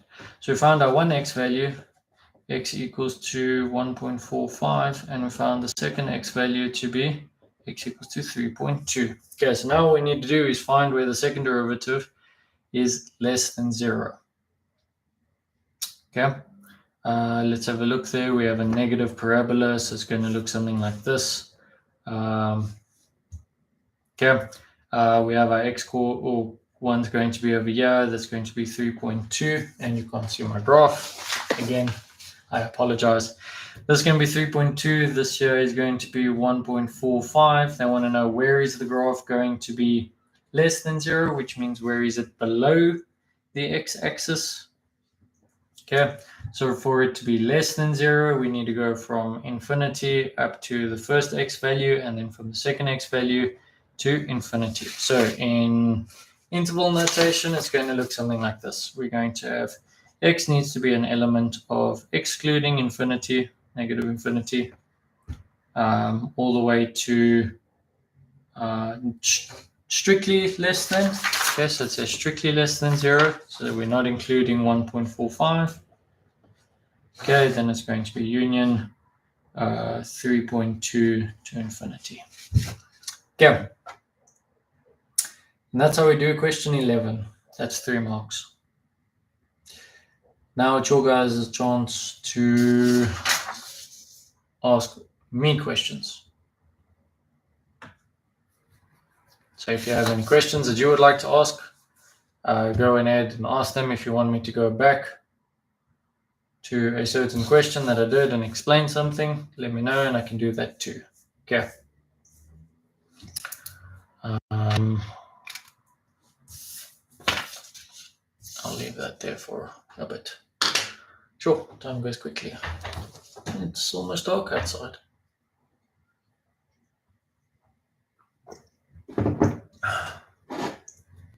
If you have any questions from any of my videos or anything like that, let me know as well.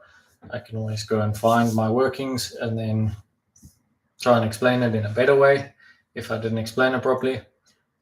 So the floor is for you guys. Let me know what you want to cover. If you want me to cover any questions from paper 1 from last year or from 2019, let me know. let's go back to the other camera.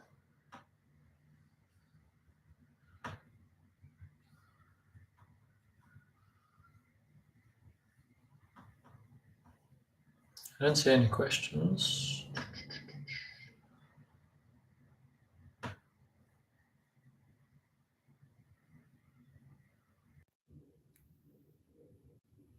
Ah, there we go. Let me actually do this. Let me shift my laptop more. Because I keep looking at my laptop and not at the camera. I need to get used to looking at the camera. Okay, if you have any questions also regarding anything else, if you guys want to know anything, let me know.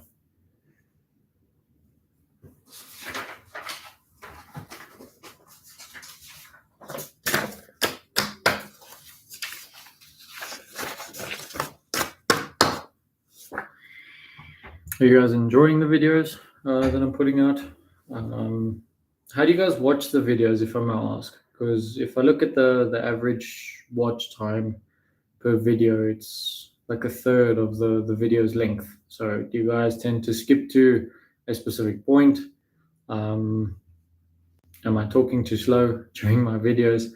Because what I find helps a lot is to normally watch a video on 1.5 speed or 1.25.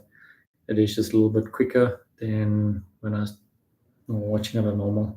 I find that tends to help also with lectures and videos online that teachers post and things like that. Any questions? Let's have a look. None yet, none so far.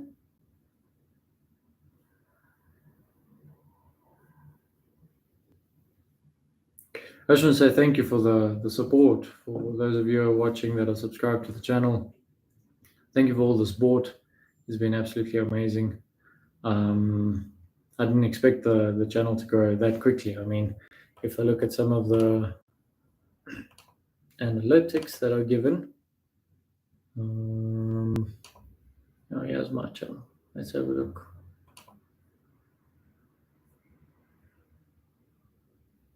I mean, just in the last 28 days, there's been 175 new subscribers. I mean, that is absolutely amazing.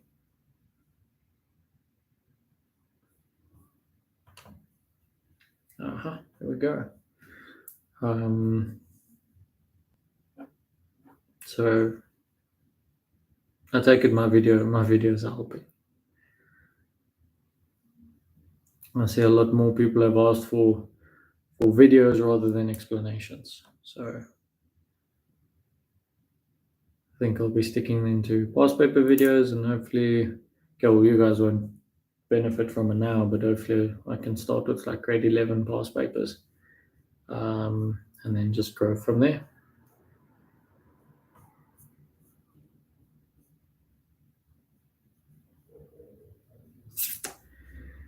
Any questions regarding any of the work for Friday?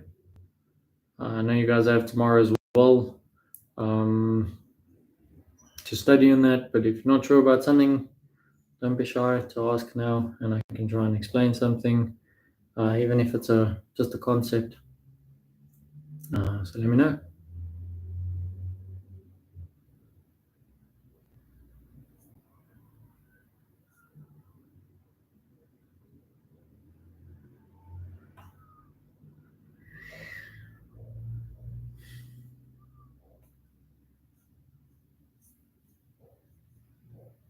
Hey, it's been a long day.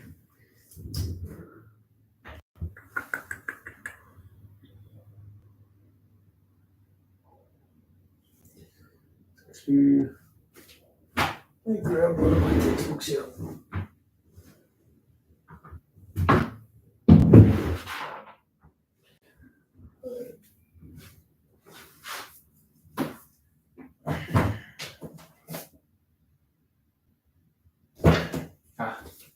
Let me show you guys something. So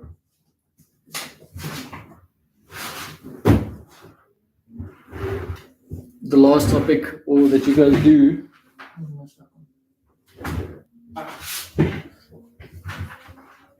I'm breaking my earphones. So if you want to know what calculus or where it goes, for those of you that want to study further, if you think of going into a maths degree, engineering, anything like that, you're going to have to do a course at some point in your degree called differential equations, and this is calculus. Okay, so this is what derivatives do. Okay, so a derivative is actually a bit of an explanation for those of you who are still watching, if you find it interesting. But derivative is just looking at the rate of change of something. Okay, so whether it's the rate of change of our function with respect to x, so how quickly something's changing, that's why we look at it as a gradient. But for instance, in a real life situation or scenario, let's have a look at speed. Okay, so some of you that, or if you do physics, let's not look at speed, velocity rather. Okay, velocity is the change in distance over the change in time. So how quickly is our distance changing with respect to how quickly time is changing? Just wait for the bike. So in a perfect situation, we have our formulas, which we then just use for speed or for velocity, okay, to get our instantaneous velocity. But calculus and differentiation then comes into play when we're looking at real life situations, because speed isn't, I mean, your velocity is not always constant. So yeah, and then we get to draw cool graphs using differential equations. Let me actually find some. I did this in my second year of my first degree, and I see I'm going to do it next year in my second year of engineering. Let me find the graphs, because graphs are pretty cool.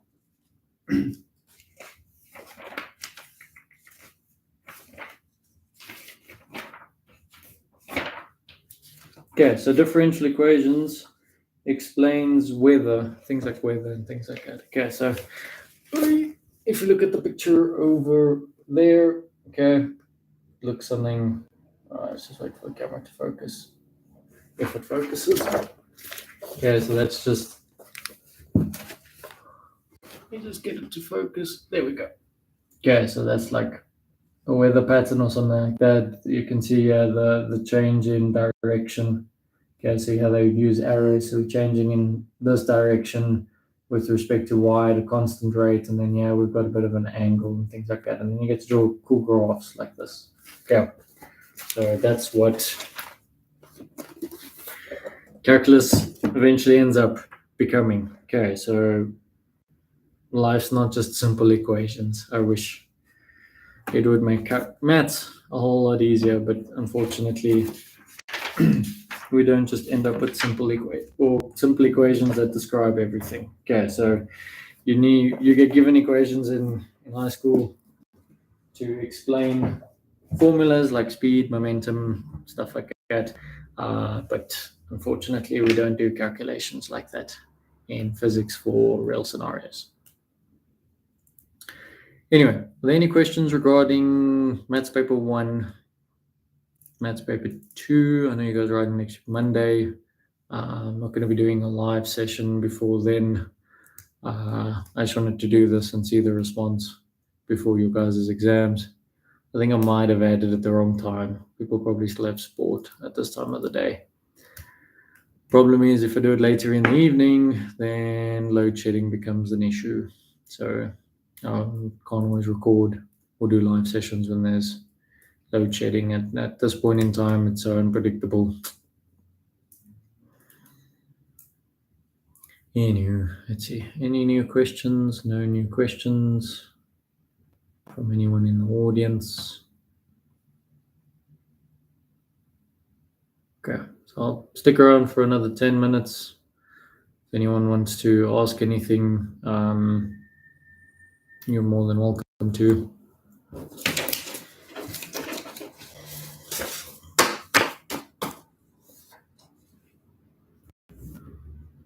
Do any of you find it interesting to keep looking at let me do this. Let me put my laptop in front of me And I'll put the stand on the laptop. I'll say.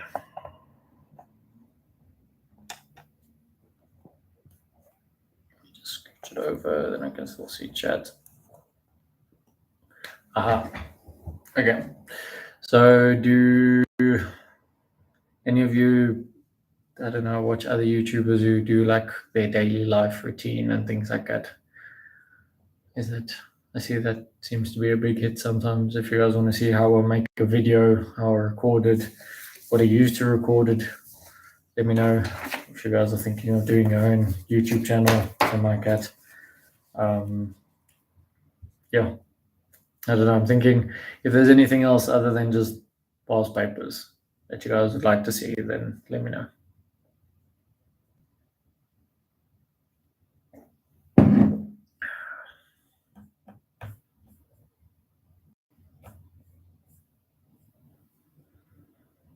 Let's check what's happening in my whilst you work. There we go.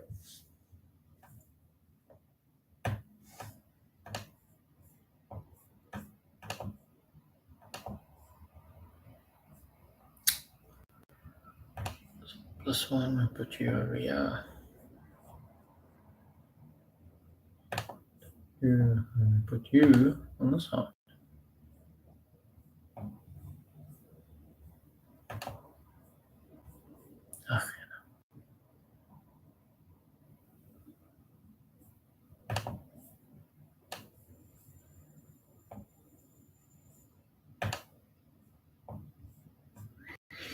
Hi, thanks for all the help. I want to ask you if you pick up on any trends.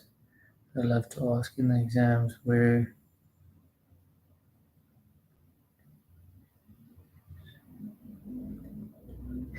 Okay, so I see this seems to be, because you're not the first person who's asked me this, what to focus on. Okay, so as I explained in the beginning of the paper is always going to be structured in a specific way. You should be trying to get maximum marks in question one.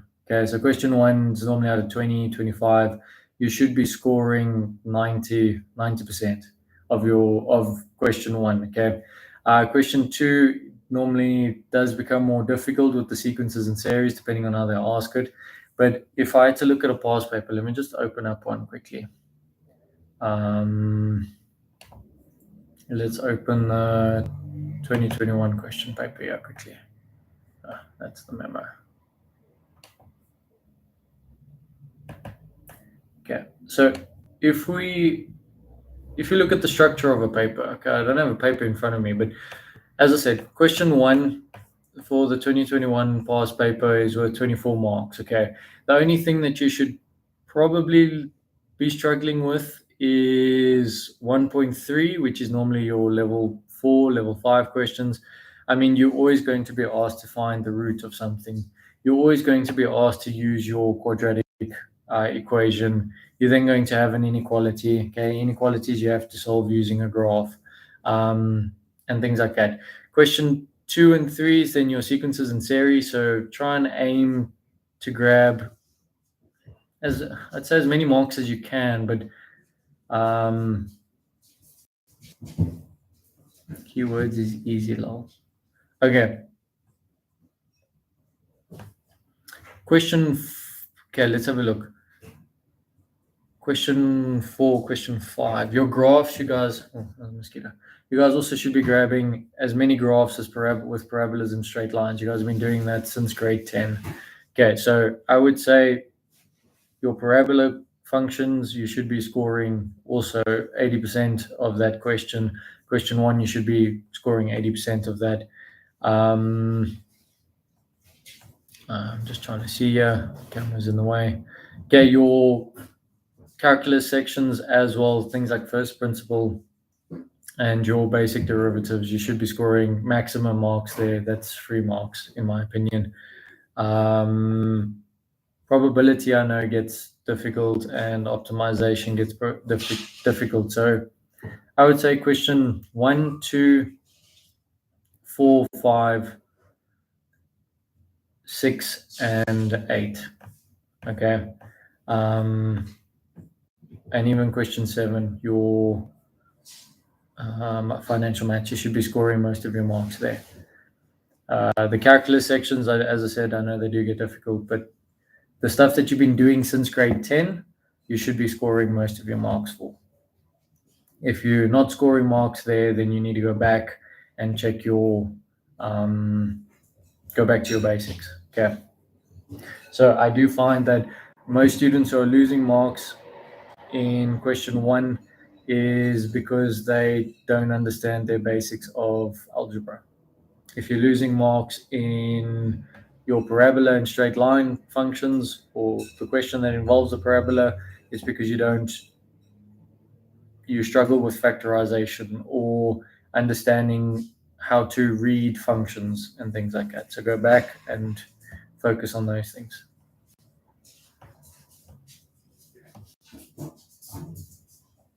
And then again, do what you are comfortable with doing first in the papers, or rather do those things and then come back to the more difficult things later, so that you don't waste time on the difficult questions. Get those out of the way and then move on.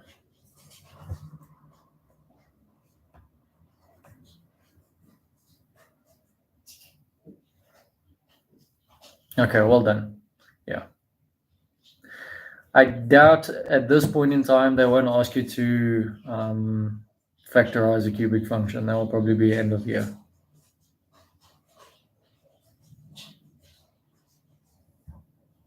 My dogs are having dinner. Cool. Any other questions? I think I'll stop then and give another 3 minutes, then we can end off the stream on 2 hours. Unless there's other questions and other people join now asking.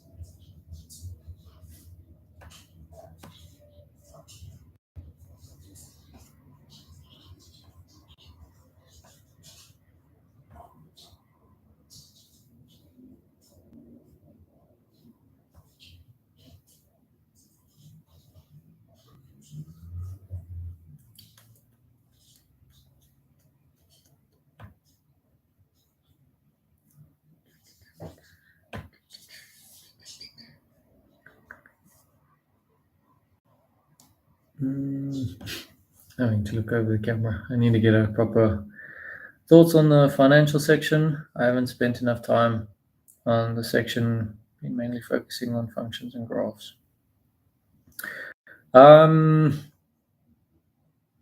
Keep your formula sheet with you. At 10-1, it's just applying your formulas.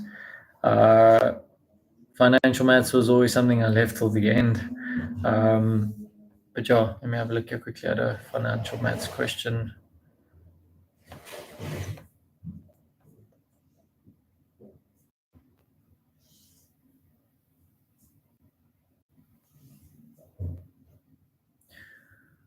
Okay, so future buyback or loans.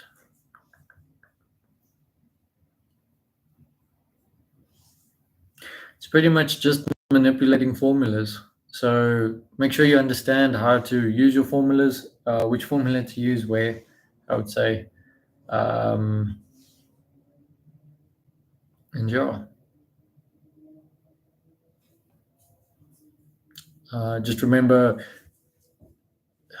for instance, your period of the loan or the payback and things like that. Read if it's annually, if it's quarterly, or if it's monthly. Okay, so 10-1 people or students lose marks in the financial section because they don't read the question properly. Yeah, but make sure that you do have enough, or you spend enough time on each section. So it doesn't help that you just prep 5 sections out of or 5 questions out of 10, and then you hope for the best. Make sure you go through all the work before you do or write your exam.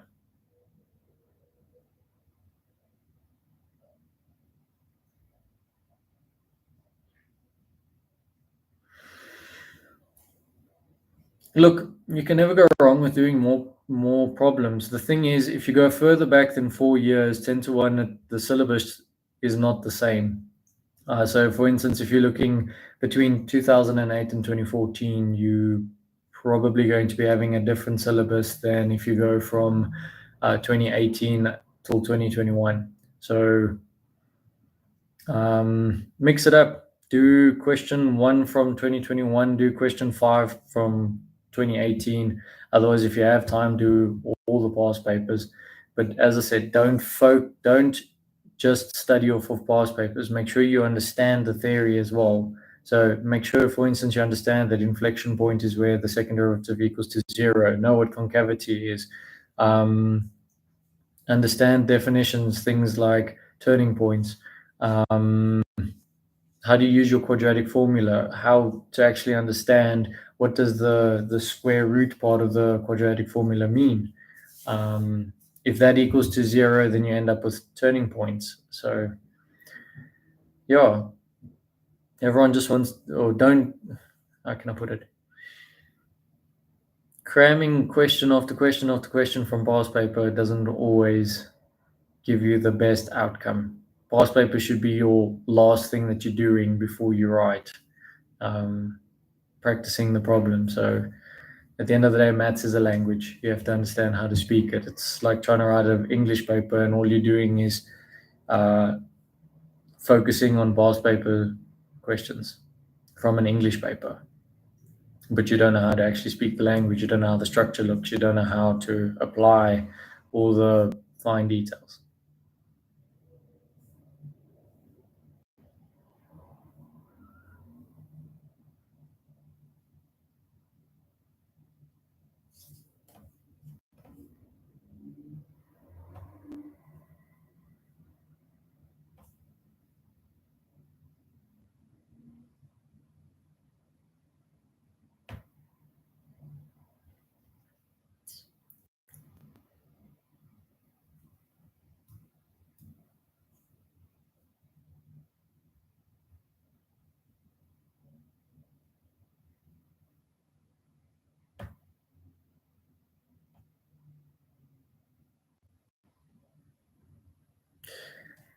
Okay, I would say, oh wow, okay. That's pretty impressive that you can already speak 4 other languages. But yes, think of maths as a language. And if you can learn to read and write maths properly now, if you are going to further your studies in something that does maths, then it does make life easier.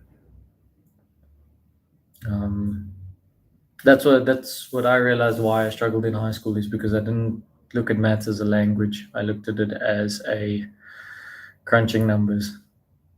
It was only until I really got to varsity that I really understood that it was a language.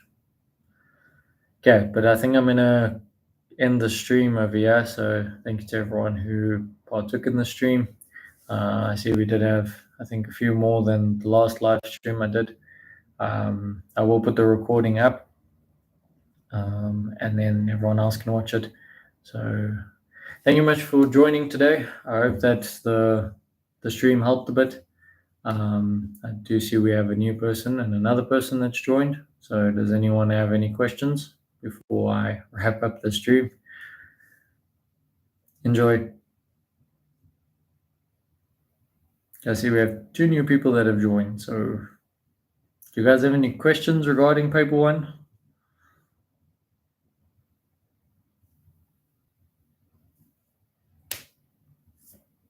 If you know what I did, if you want to know what I've done in the stream, then you can look at the description. Those are the questions I've covered. If you have any other specific questions, then put them in the chat and I shall then find the past paper or explain the concept or anything like that. So it's up to you guys now to tell me what you want to do.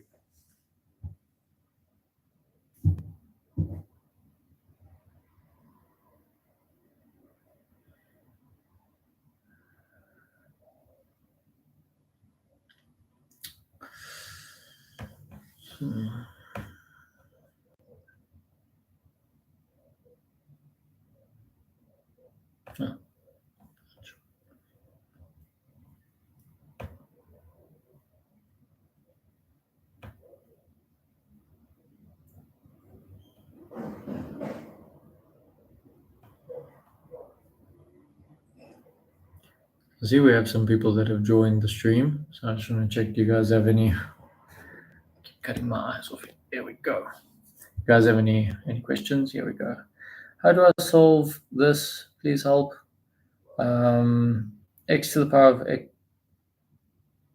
x to the power of x squared is equal to 3. Okay, let me just swap cameras. I think I'm getting what you're asking. Let me just swap cameras here quickly so you can see my hands, and then just tell me if this is what you want.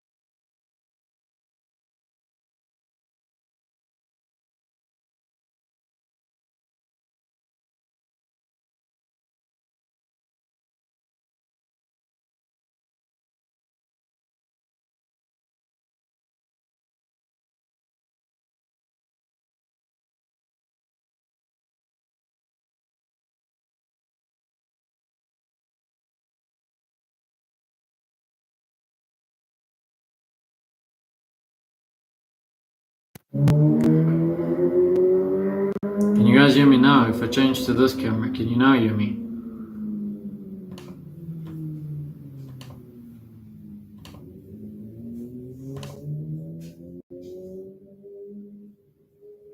Where's my audio just died?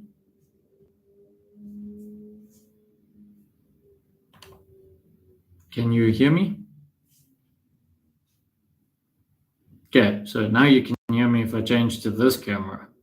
But the other camera's audio wasn't working. Okay, let me see. If I leave the app and reconnect, let's see if you guys can hear me now. Otherwise, I'm gonna have to just swap.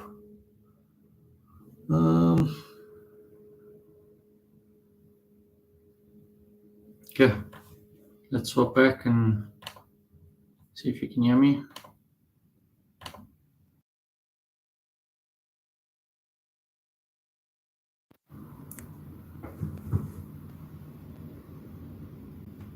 Oh, come on.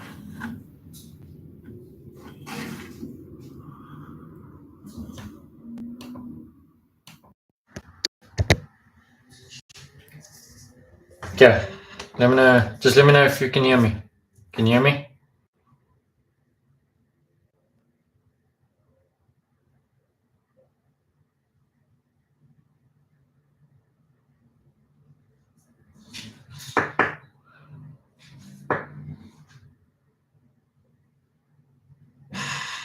Can you hear me though? Is the microphone working now on this phone, or do I need to swap back to the other one?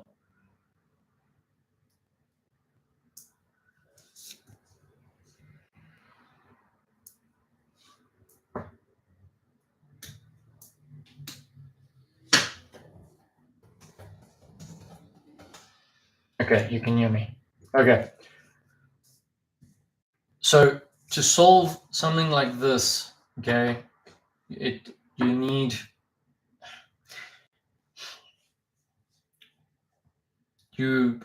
doubt they're going to give you something like this in trick. The problem is, to solve this, you would have to manipulate this. This is like second year. This is stuff that I did in my second year. And to be dead honest, I'm a little bit stumped at this point in time to solve for this, because the thing is, you have x to the power of x. Okay, so x to the power of x, it looks something like this. I'll draw the function for you now. Thing is, it's, for instance, it's 1 to the power of 1, it's 2 to the power of 2, 3 to the power of 3. So if you have x to the power of x, the function ends up looking something like this. Okay, so it's a funny kind of function. It's pretty much saying that if I take x to the power of x equals to 1,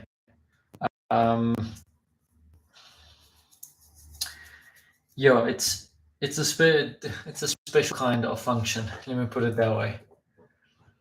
Yeah, and then if you then square it up there again, you're going to have an even funnier function, which, if I can remember, looks something like that.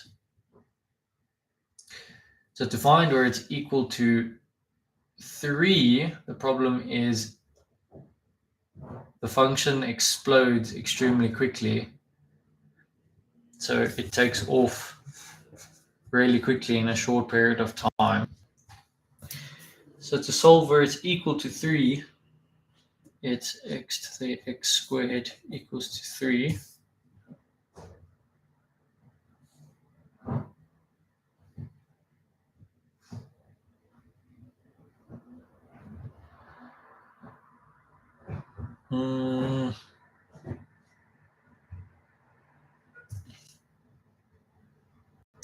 No, I'll have to go and check my textbooks for you guys, because to solve a question like that is you use non-standard things that are, it's not just basic calculus that you're using, because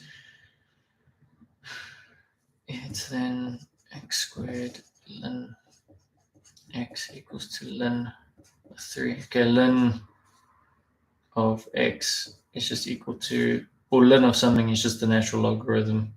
So log to the base of e.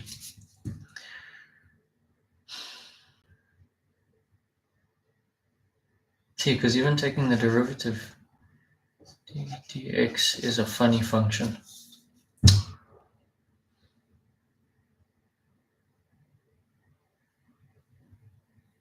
Where did you find this question, if I may ask?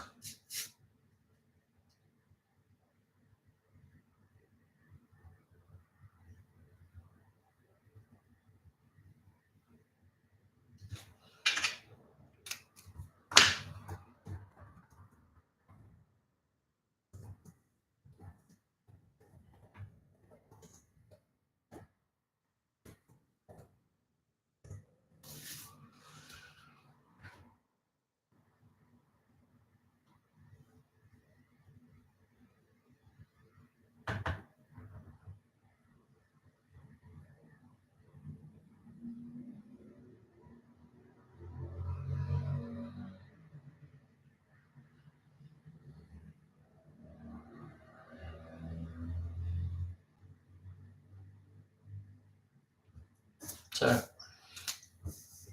x squared is always greater than 0. Okay, so that's always going to be a positive value. So you're going to have x always to a positive value, which means that you're going to have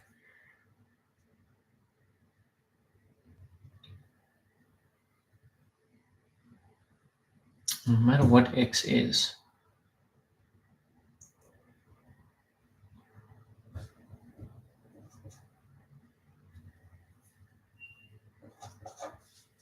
x is always greater than 0. Sorry, I'm just running through ideas here.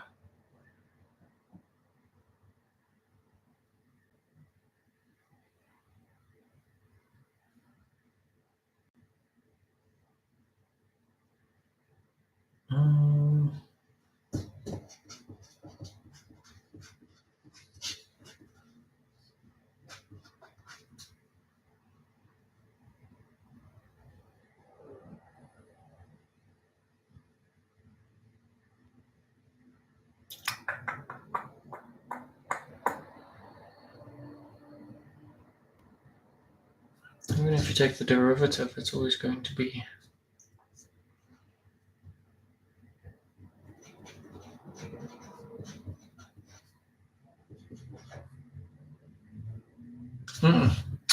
I'm stumped on this one, not even gonna lie.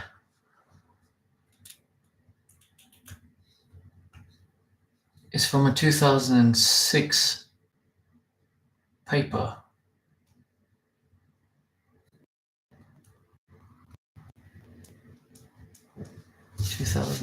Paper.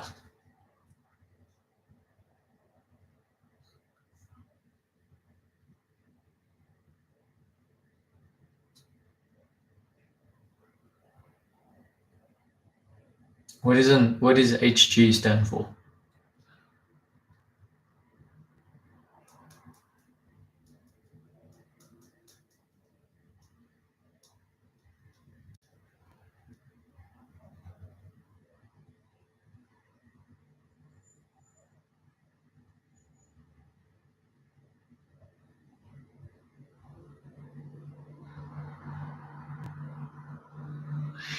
No, I'm stumped on this one, to be dead honest.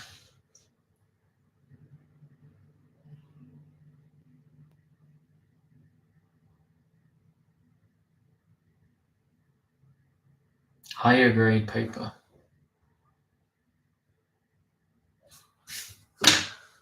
Let's have a look here.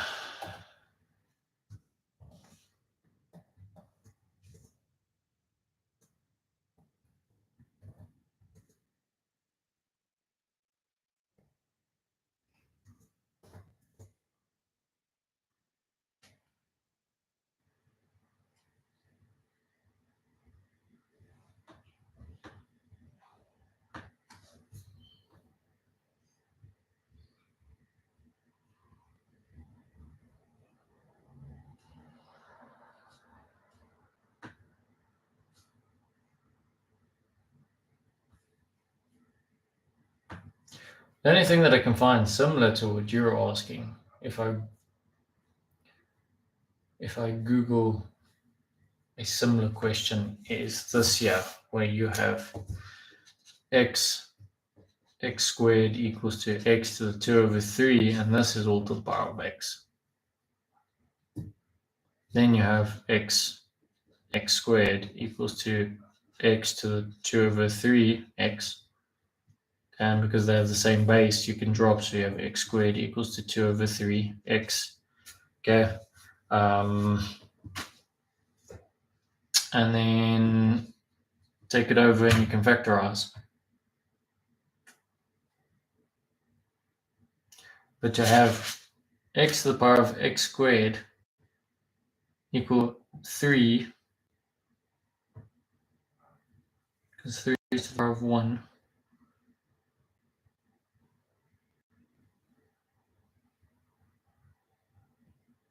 Even if you do it the other way, if you say e to the x squared equals to e to the 3. Nope, not that way. The only other way is if you write it in forms of a trig function. But as I said, you guys,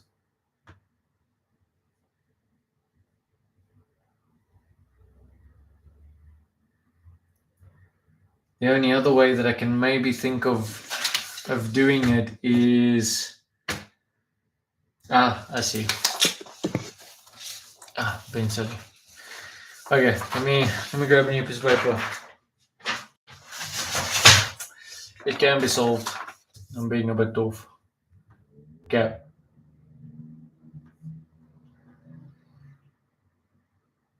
No, it's not usually harder than finals.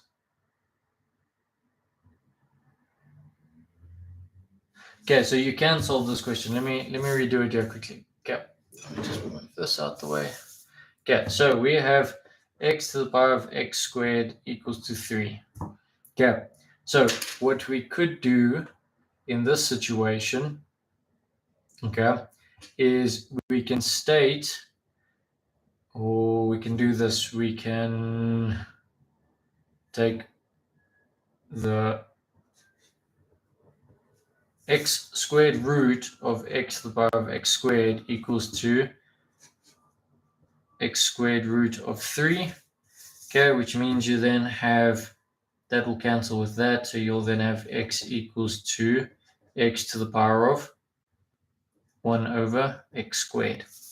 Okay, now you're there. Okay, but then you would have to make assumptions. Sorry, this is 3. Okay, you would have to start making assumptions in order to solve this further. Okay, so you can, for instance, we know that x squared is greater than 0, which means x is always going to be greater than 0. Okay, so this function will never be negative.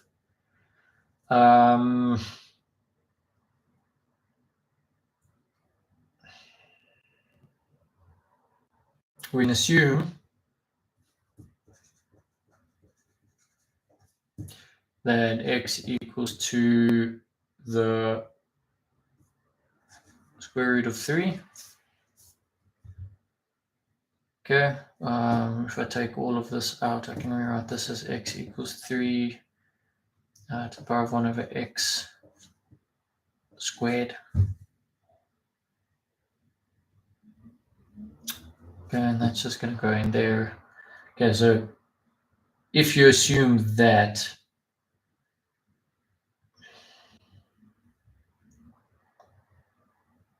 then the thing is, you're then going to end up with 3 squared equals to 3 to 1 over x squared.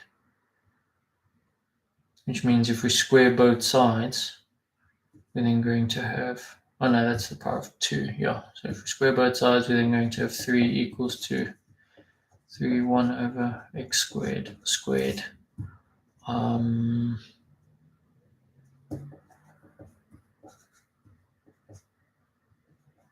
No, you end up being stuck. Okay, if you assume this and you plug it into your original equation, you're going to get the square root of 3 to the power of the square root of 3 squared, which means you can have the square root of 3 squared, or to the power of 3 is then going to equal to 3.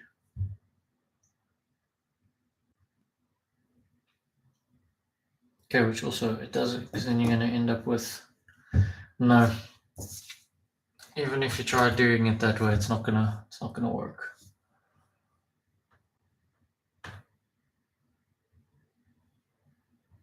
I don't know. I'll have to think it through and then find a way, because you can also, if you use all your exponent rules, that's x to the power of 1 multiplied by x to the power of x squared. Or you can say it's x to the power of x multiplied by x to the power of, nope, can't do that one.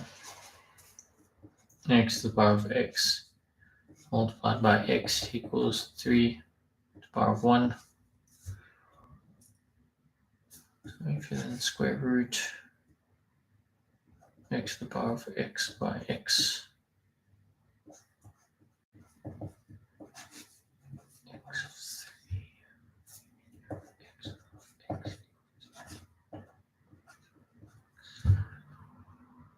No, sorry, I'm stuck on this one. But as I said, I doubt they're going to give you something like this. This is like an insane kind of question. Hold on, let me just catch it. Is it not? Because even if I don't know how you're going to solve that one.